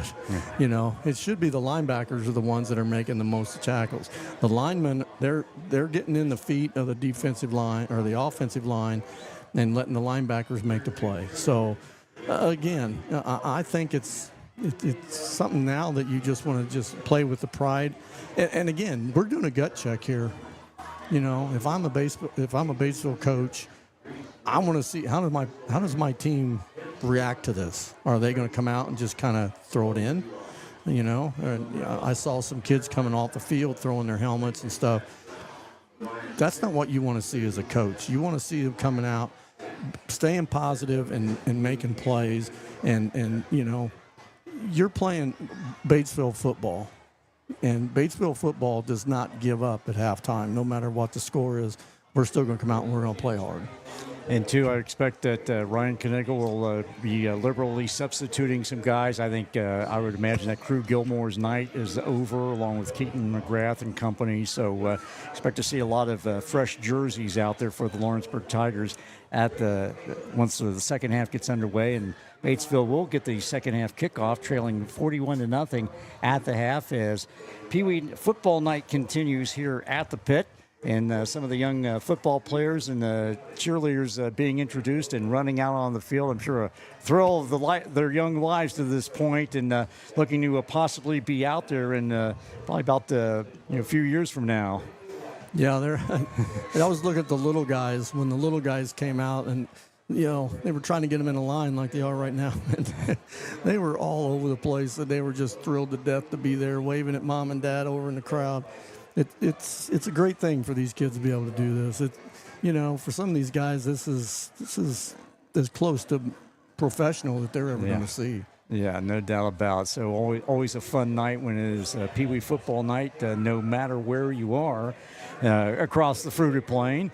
So with that, we're going to go ahead and I want to give you some more scoring updates from around the area. Our other game on WRBI, it is now a 31-0 lead. East Central on top of South Dearborn. 4 minutes left in quarter number 2. That game also streaming on WRBI app. Matt Scheidler and Jerry Stanger with the call on that one. Again, Franklin County on top of Greensburg, 14-0 at the half.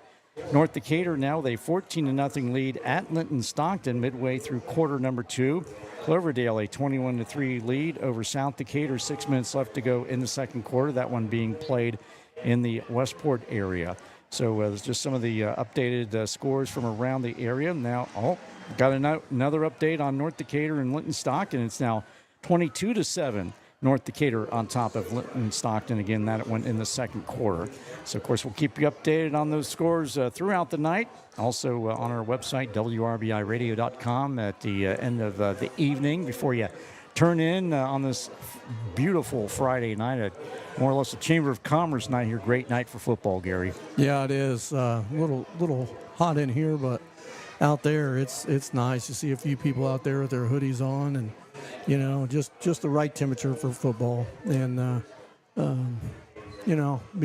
hopefully we got people listening in. The WRBI will listen to the football game and sitting by the fire and having a good evening. There you go. And, of course, it's only warm in here because I've been flapping my gums for the last couple of hours. But, both of us. Yeah.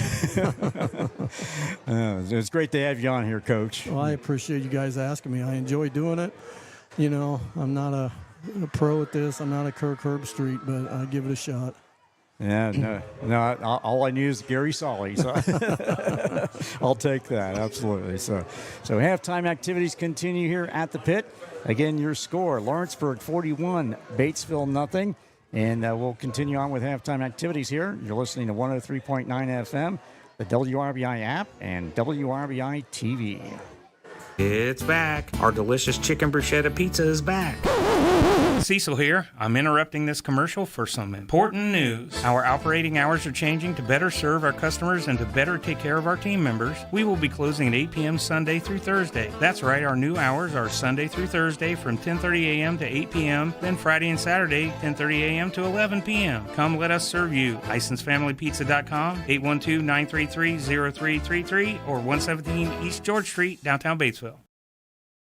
When it comes to you and your family's health, finding a primary care provider you can trust makes all the difference. At Margaret Mary Health, our providers aren't just here for you when you're sick. They're dedicated to being your long-term partners in health. If you're looking for a medical provider to help keep your family well, give us a call or visit us online. Our primary care providers are accepting new patients in Batesville, Brookville, Osgood, and Milan. Margaret Mary Health. Generations of care. Go Go stream, go work, go game. No matter what you do online, we've got you. Great Plains Communications. Super fast, reliable internet built for the way you live, work, and play. Powered by our expanding fiber network, local call centers, technicians, technical support, and over a century of experience, we ensure your connection is fast, reliable, and stress-free. Go make the switch to Great Plains Communications today. And remember, for all the ways you live online, we've got you. In case you hadn't heard, Scripture Auto in Greensburg is now a part of Whitewater Motors.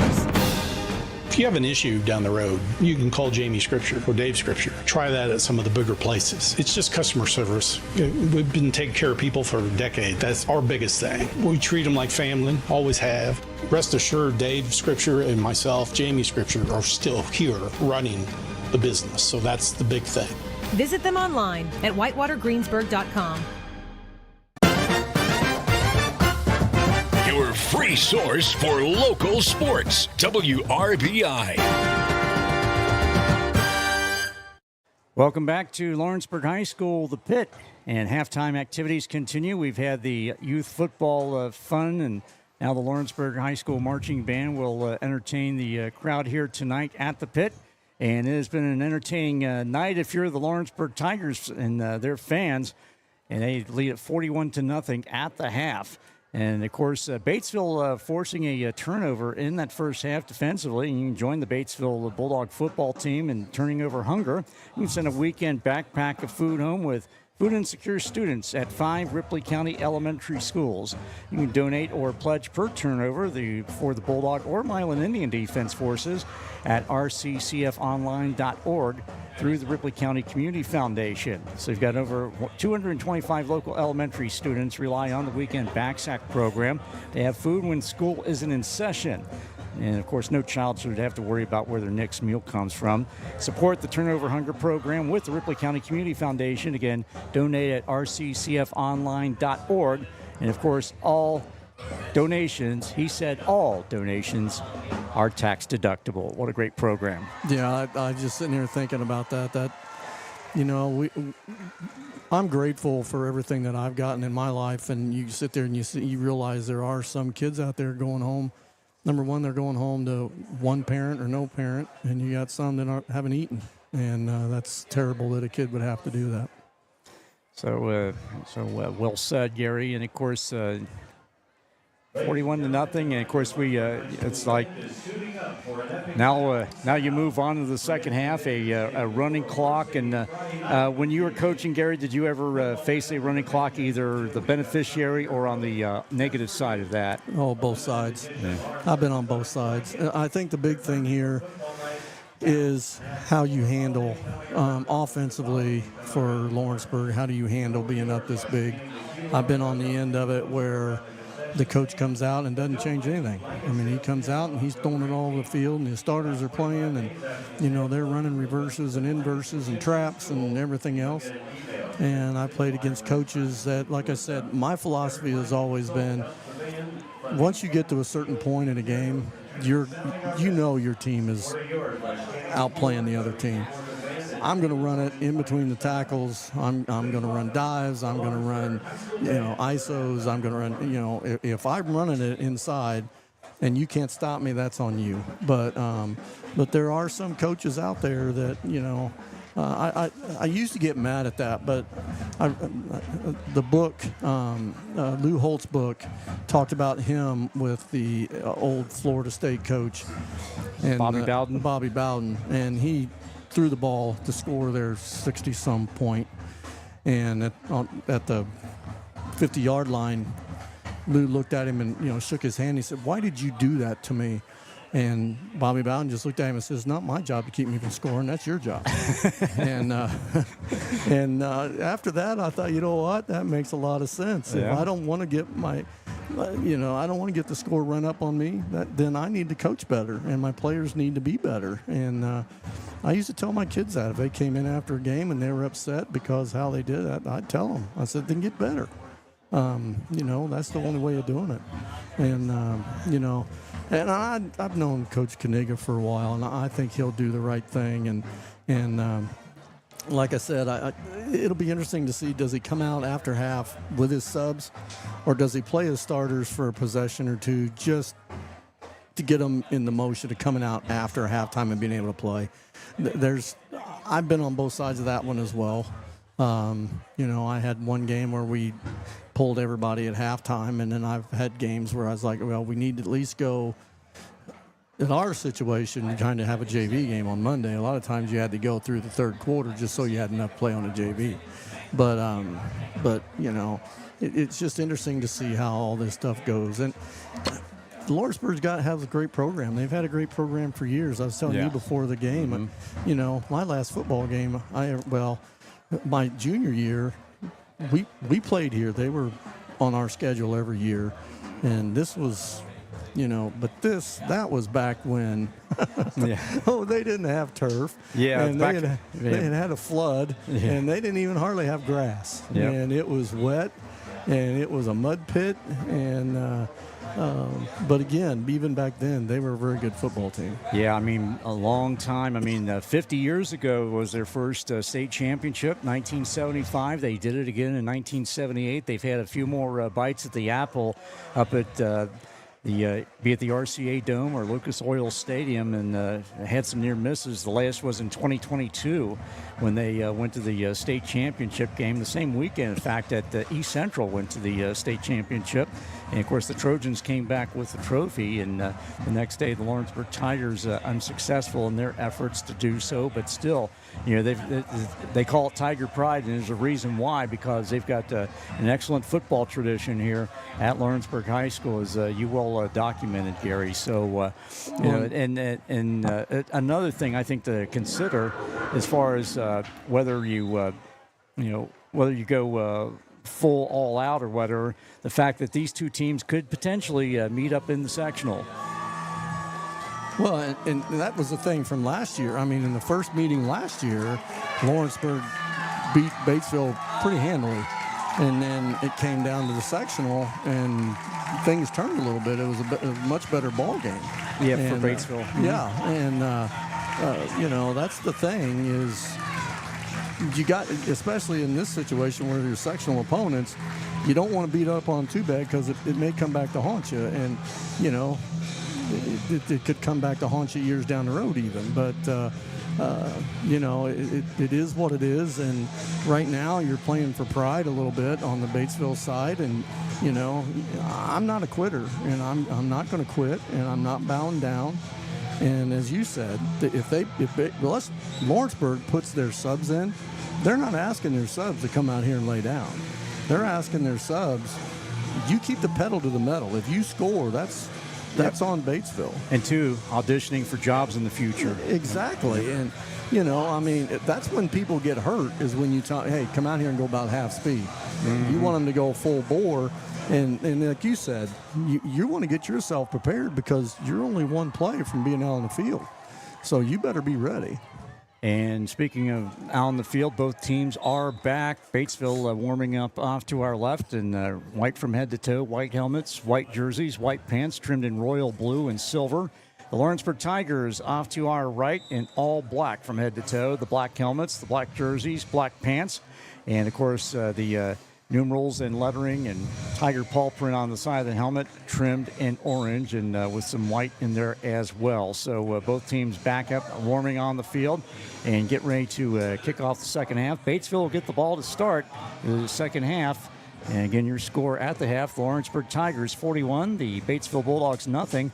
And we'll be back with second half action coming up after this 2-minute timeout. You're listening to high school football on 103.9 FM, the WRBI app, and watching on WRBI-TV. Simmer and sear with confidence using a Maytag freestanding electric range with 5 elements, including a 9-inch and 6-inch dual choice element, variable broil, and warming center. You can knock out mealtime in no time. The steam clean cycle and fingerprint resistant stainless steel finish makes it easy to keep clean inside and out. Shop Garings today. Garings in Maytag, 316 North Main, Batesville. You only have one smile. Make yours the best it can be with Batesville Dental. For over 40 years, Batesville Dental's provided the latest technology in their state-of-the-art facility. They strive to make your visit a pleasure. Doctors Broughton, Liedermeyer, and Roberts and their staff offer preventative care, Invisalign, implants, extractions, and cleanings to keep your mouth healthy and your smile beautiful. Batesville Dental, 391 Northside Drive, Batesville. You only have one smile. Make yours the best it can be. Batesville Dental. At Indiana Farm Bureau Insurance, we're good at insurance. But not just any insurance. We're good at when the forecast calls for cheeseball-sized hail insurance. And even shouldn't have parked under that tree insurance. Start with Indiana Farm Bureau Insurance and stop knocking on wood. See you. At Indiana Farm Bureau Insurance, we're good at insurance. Batesville Chrysler Dodge Jeep is a proud sponsor of local athletics. I'm Michelle Galk, and at Batesville Chrysler, we value this community and the relationships we've built with our customers. As your hometown car dealer, we understand the importance of staying connected to the community.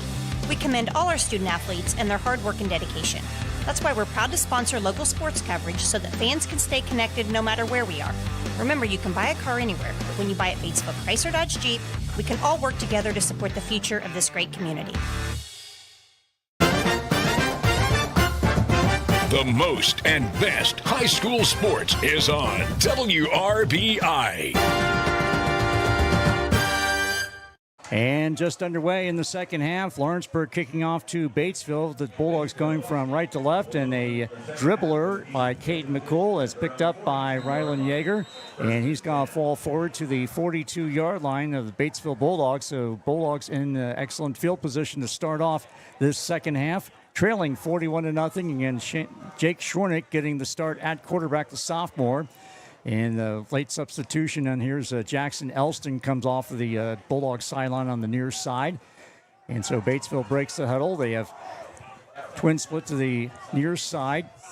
Rolling out to his left is Schwarnick, steps up in the pocket, got to be taken down from behind.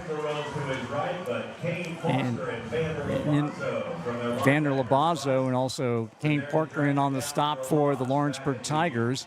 So it's going to be a loss of yards on the play, and that's going to take it back to the Batesville 37-yard line. So it's going to be 2nd and 15, loss of 5 on the play. Again, that's their outside linebacker, and whenever they snap the ball, they're just going hard. They're not even worrying about any pass coverage or anything. They're just going hard.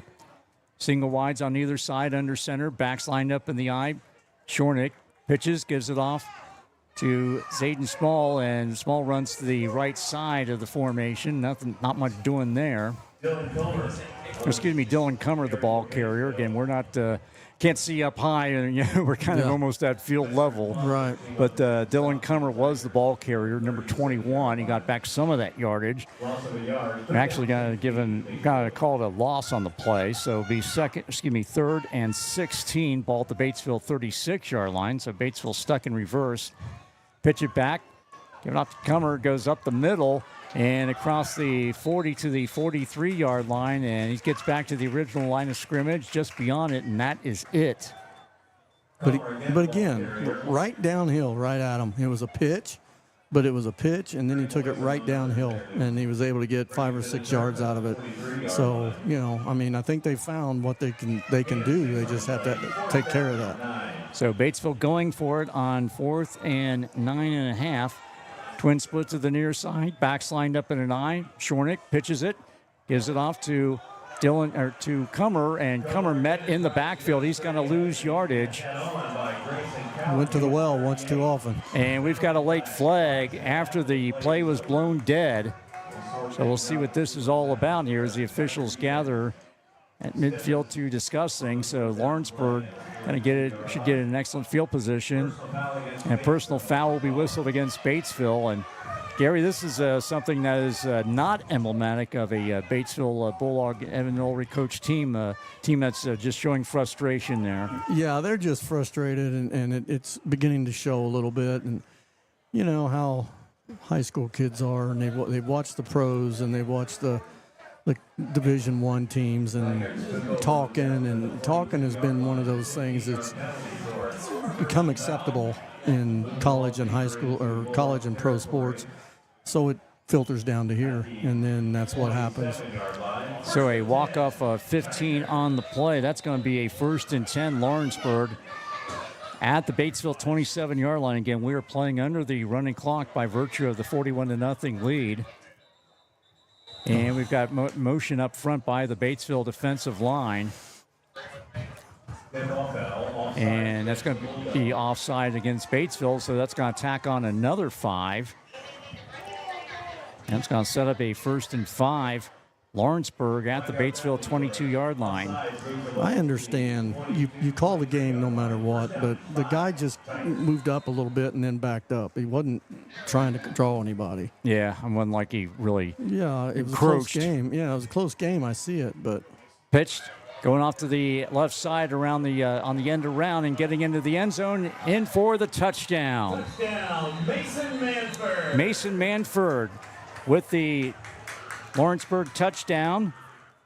Hang on, we got a flag. And, yep, hold on everything. See what that's all about. It's kind of after the play, but a little jet sweep there by Mason Manford and took it in, and we'll see what this penalty is about. And that's over on the far side was where they threw it, and it is a touchdown for Mason Manford. Now it's a personal foul on Lawrenceburg. Yep, after the play. Right. And see, some of that may have stemmed off of that play in the first half where we had some talking and some pushing and no flag, and now they're going to have to get it taken care of. So the penalty will be assessed on the kickoff. And on for the extra point attempt is Miley McAdams. As she lines it up.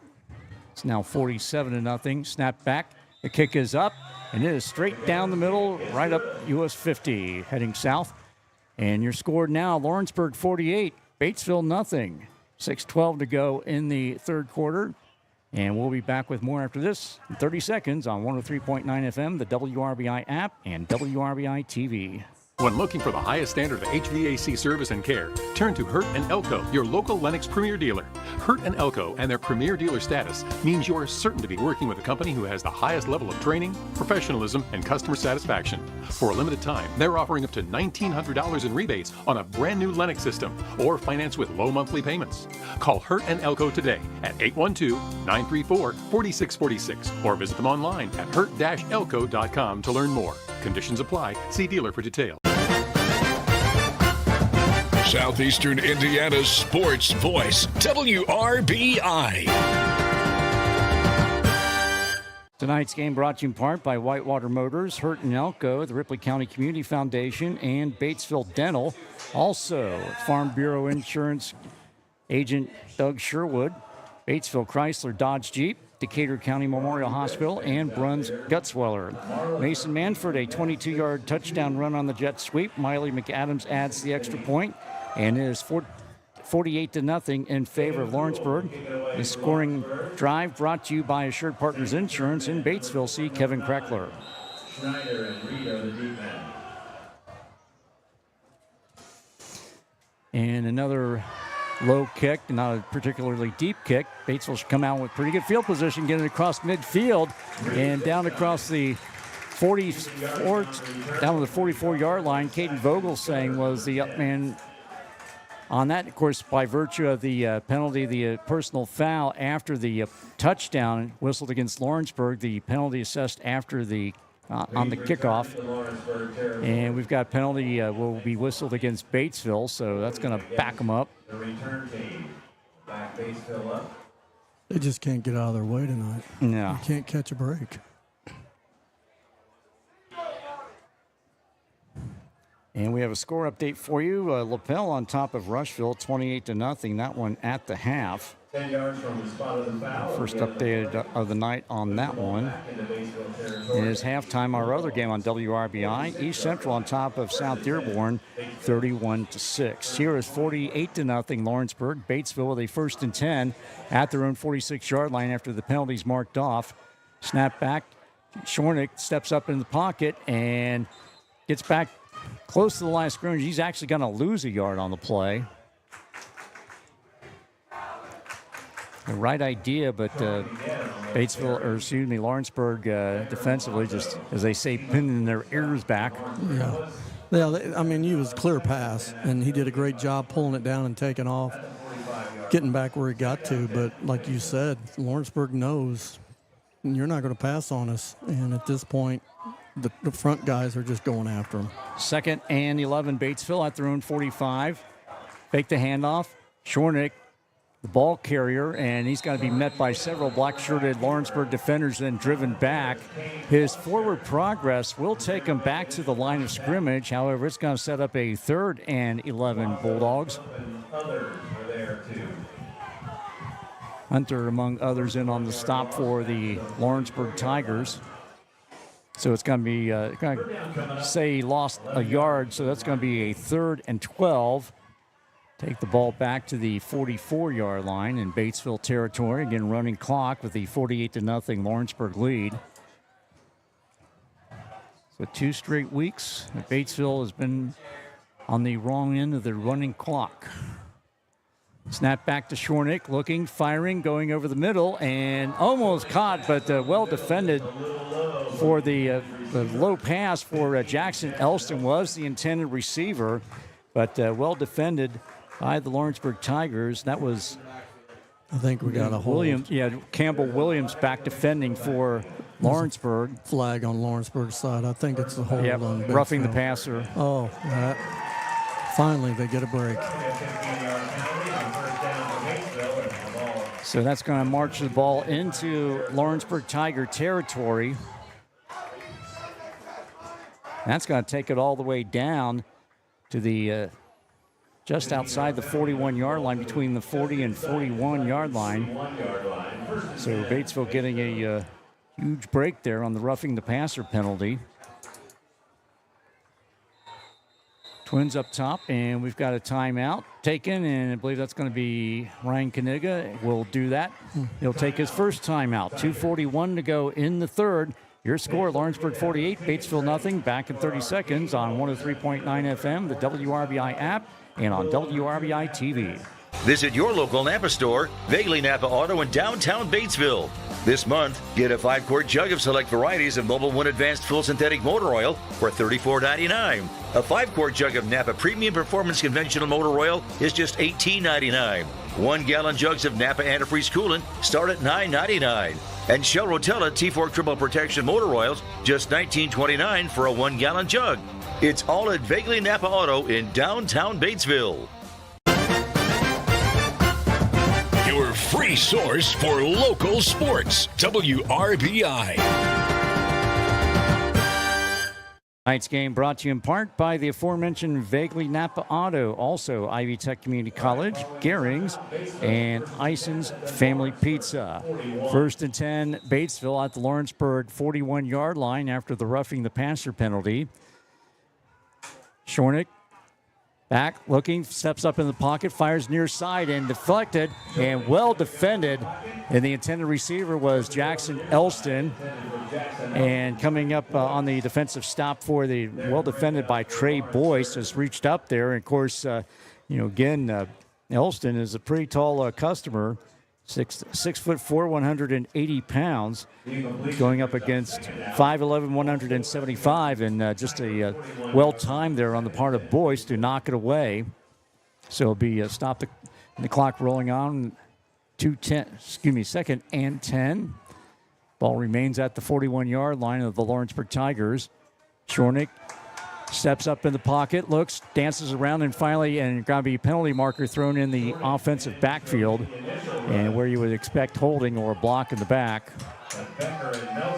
Becker and Melton in on the stop for Lawrenceburg.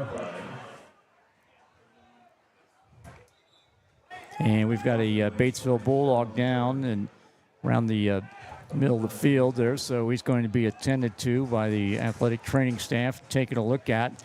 So with that, we're going to go ahead and step aside, and while they attend to the injured player with 1:33, the clock stopped. It is a running clock situation, but because of an injury, it will stop the clock with 1:33 to go in the 3rd. Your score, Lawrenceburg 48, Batesville nothing. We'll be back in 60 seconds on 103.9 FM, the WRBI app, and WRBI-TV. When you schedule an annual wellness visit with your Decatur County Memorial Hospital primary care provider, you can receive the most up-to-date report on the status of your health. Your family medicine provider's care is a fundamental to staying well and catching problems early. Routine preventative care can help save your life. Schedule an appointment with your DCMA's provider today. When life takes unexpected turns, More Law is there to help. More Law can help with estate planning, elder law, nursing home planning, criminal defense, family law issues, and civil litigation. They stand behind their clients every step of the way. From protecting loved ones and securing your future to defending your rights, More Law's attorneys bring a wealth of knowledge and dedication to every case. Call 812-932-1227. More Law, attorneys you can trust. The most and best high school sports is on WRBI. And back at the pit at Lawrenceburg High School, the injured player is Jake Shornick, the Batesville quarterback, and he is not able to put any pressure on one of his feet. He's going to be helped off to the near sideline, and it will be Calvin Paget, a classmate, a fellow sophomore, in at quarterback for the Batesville Bulldogs. And we had the penalty marked off against Batesville, take it back into Bulldog territory, negative territory, a holding penalty. So that'll take it back inside Batesville territory to the 49-yard line. So Paget, behind center, operating out of the shotgun, has running backs on either side under some pressure and fires to the near side, tried to hit Rylan Yeager on the near side. And it was back defending, Campbell Williams defending for the Lawrenceburg Tigers. And it just outside the painted numbers, so an incomplete pass. However, with the running clock, the clock rolls on in here as we approach the minute mark. And it will be a 3rd and 20 Batesville at their own 49. So again, Jake Shornick will be attended to on the near sideline. Calvin Paget back in relief. Paget started last week in a couple of series the game before. Back to throw. Paget has some protection, fires near side, gets it off on a slant to Rylan Yeager, and looks like a late hit is going to be whistled against the Lawrenceburg Tigers as Yeager came up with the catch at the 39-yard line, and it appeared to be a late hit against the Lawrenceburg Tigers. Campbell Williams with the stop for Lawrenceburg. Yeah, that was a good catch. I mean, he bobbled it to start with, and then he caught it, and then still held on after he got hit like that. It was kind of like a... juggling. Well, yeah, yep. and the thing was, he couldn't protect himself. No, he was a defensive player. Yeah. That's left me. That's the age, guys, I'm telling you. So that will take the ball down to the 24-yard line. That's going to do it for the third quarter. Your score after 3, Lawrenceburg 48, Batesville nothing. Back with fourth quarter action after the 60-second timeout on 103.9 FM.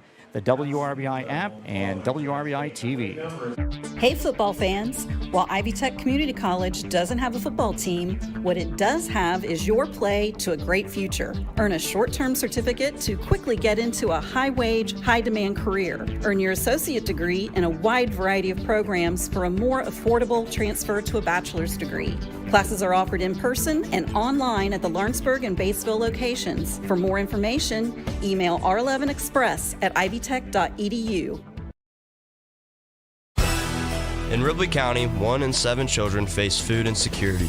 That means weekends can feel long, empty, and uncertain. Through Turnover Hunger, the Batesville and Milan varsity football teams are working to change that. 1 turnover, 1 backpack, 1 child at a time. Join the Turnover Hunger effort to feed hungry children on weekends.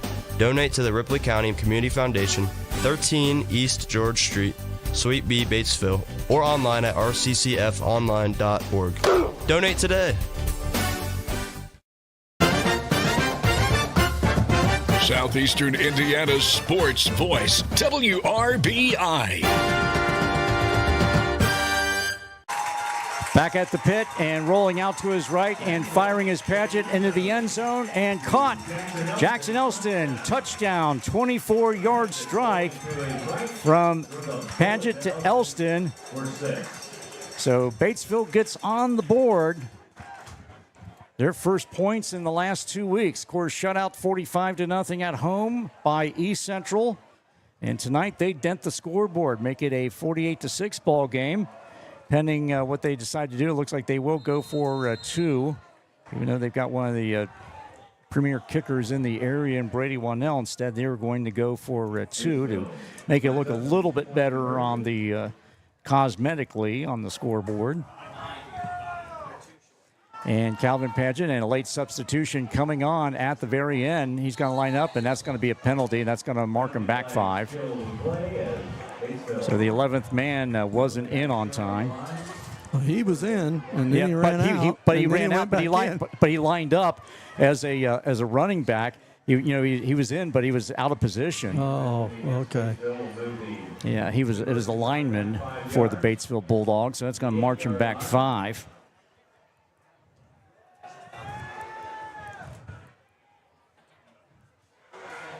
Now, do you kick it here? I guess not. Nope. They still have the offense out there. So Jackson Elston with the reception, a 24-yard strike from Calvin Paget. Paget with running backs on either side of him. Back to throw, looking, firing into the end zone, and way over the head of his intended receiver, the 6'4" Elston, not able to flag that one down.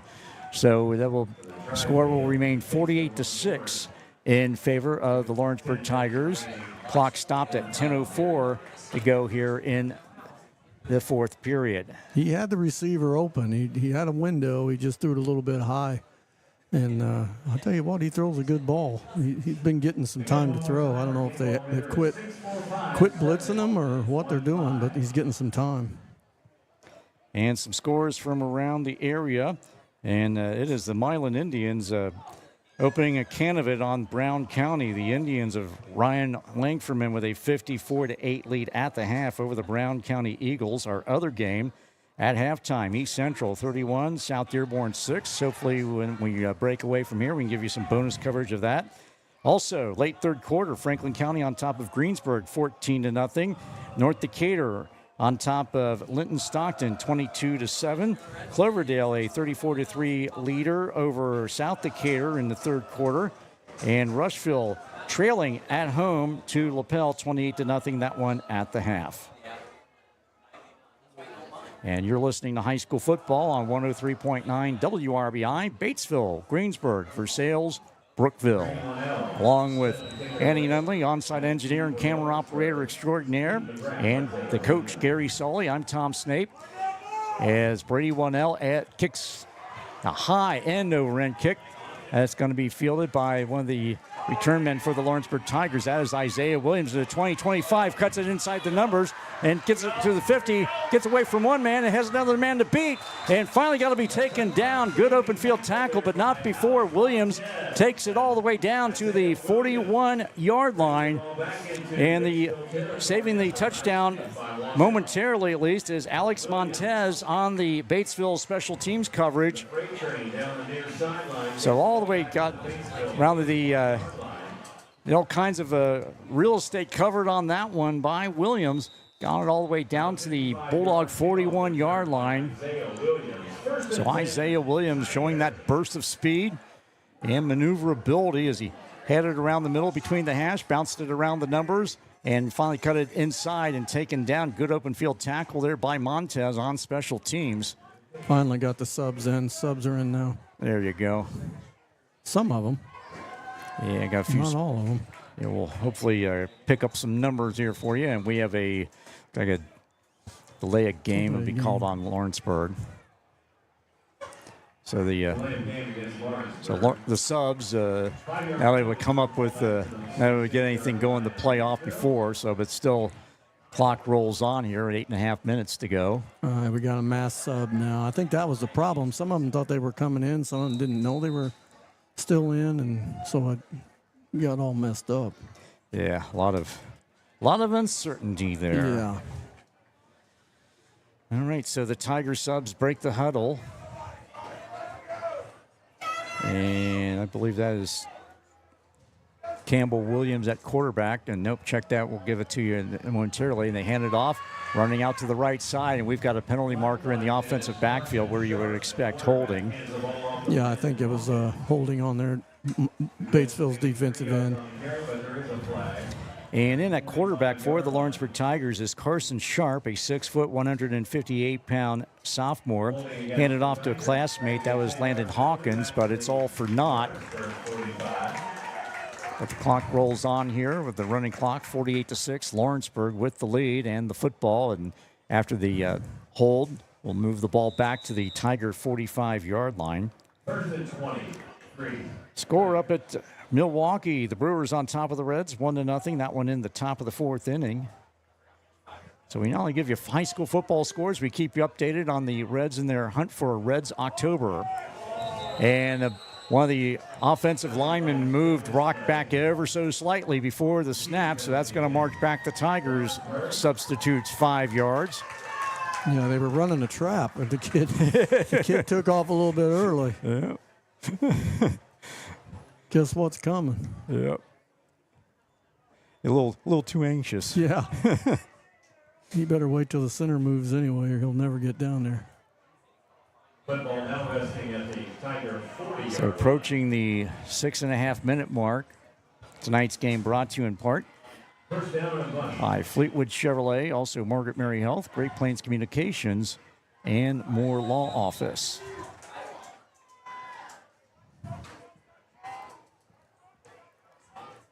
Send a man in motion to the far side, and they're going to hand it off to him as he comes around on the jet sweep.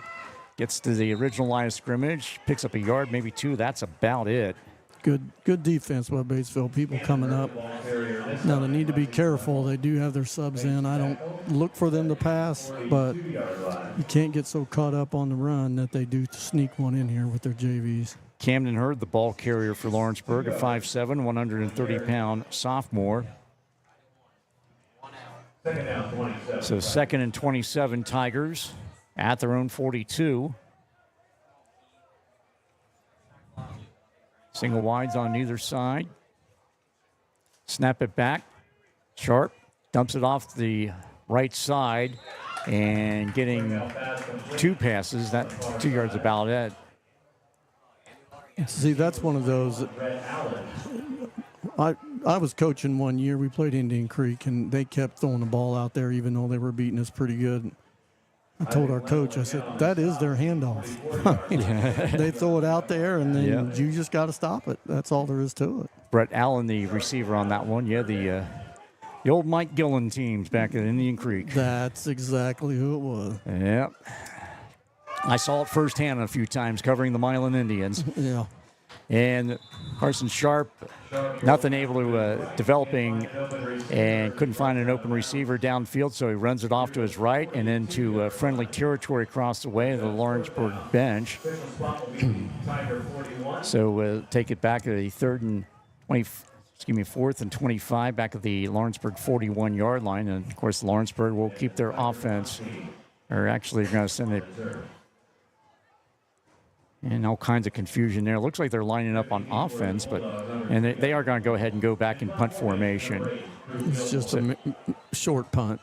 Crew Gilmore back on the field just for punting duties at this point. And we've got another stoppage in play. And timeout taken by Lawrenceburg. Ryan Kaniga with his second. It comes with 4:18 to go in the ball game. Your score, Lawrenceburg 48, Batesville 6. Back in 30 seconds on 103.9 FM, the WRBI app, and WRBI-TV. We don't sell you cars, we help you buy them. Fleetwood Chevrolet at 950 North Michigan Avenue in Greensburg invites you to visit them. They're here to help you with your next new or pre-owned vehicle purchase, as well as all your service and parts needs. They're the home of Greensburg's only drive-in service lane and free oil changes for life with the purchase of a new vehicle. Give them an opportunity to earn your business at Fleetwood Chevrolet. We don't sell you cars, we help you buy them. Your free source for local sports, WRBI.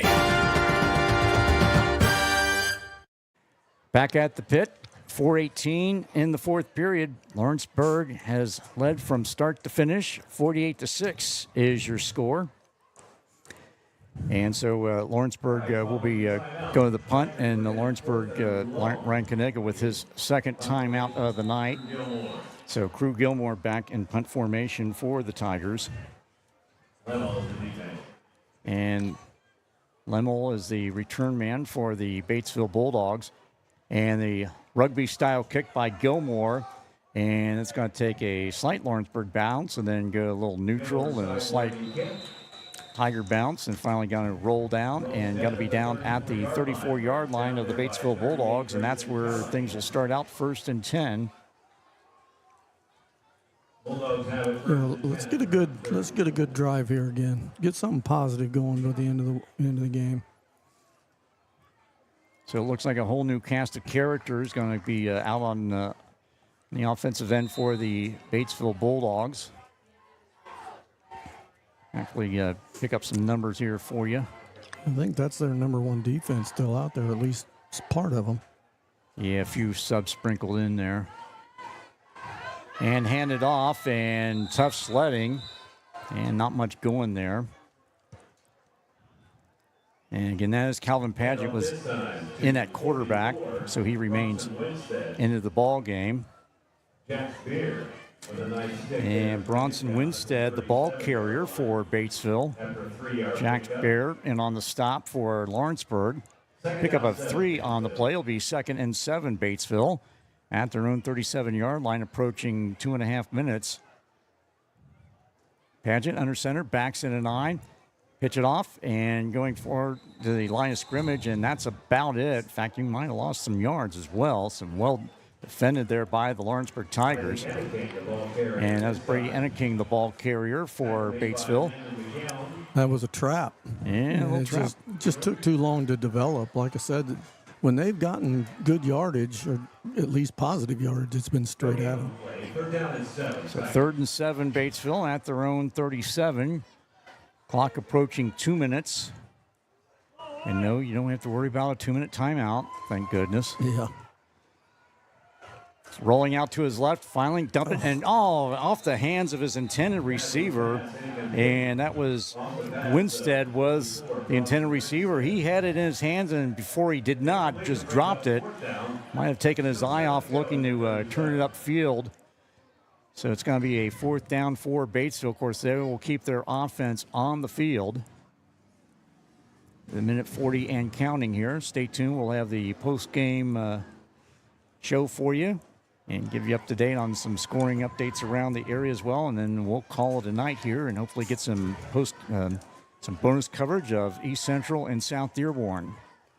Rolling out and firing and trying to get it to his intended receiver. That is Winstead was the intended receiver. Under all kinds of duress was Padgett. And not able to get anything going there. Wasn't able to get set or anything. And defending for Lawrenceburg was Landon McKeon, who was step for step with Winstead. So that will turn the ball over to the Lawrenceburg Tigers. Clock rolls on, 1 minute to go in the ball game.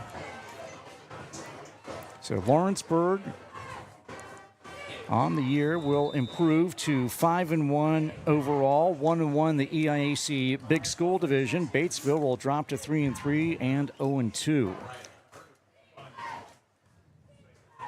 Up next for Batesville, they will be at Greensburg. We'll have it on 103.9 FM, the WRBI app, and on WRBI-TV. And hand it off. And still on his feet, and finally got to be shoved back several yards, is the ball carrier for the Lawrenceburg Tigers. That is number 26, Landon Parr. So Parr with a 3-yard run, and that should do it. And that's going to put a bow on this one. And your final score tonight, the Lawrenceburg Tigers 48, the Batesville Bulldogs 6. Back with the post-game show after this on 103.9 FM, WRBIRadio.com, and the WRBI app. It's back. Our delicious chicken bruschetta pizza is back. Cecil here. I'm interrupting this commercial for some important news. Our Our operating hours are changing to better serve our customers and to better take care of our team members. We will be closing at 8 p.m. Sunday through Thursday. That's right, our new hours are Sunday through Thursday from 10:30 a.m. to 8 p.m., then Friday and Saturday 10:30 a.m. to 11 p.m. Come let us serve you. LicensedFamilyPizza.com, 812-933-0333, or 117 East George Street, downtown Batesville.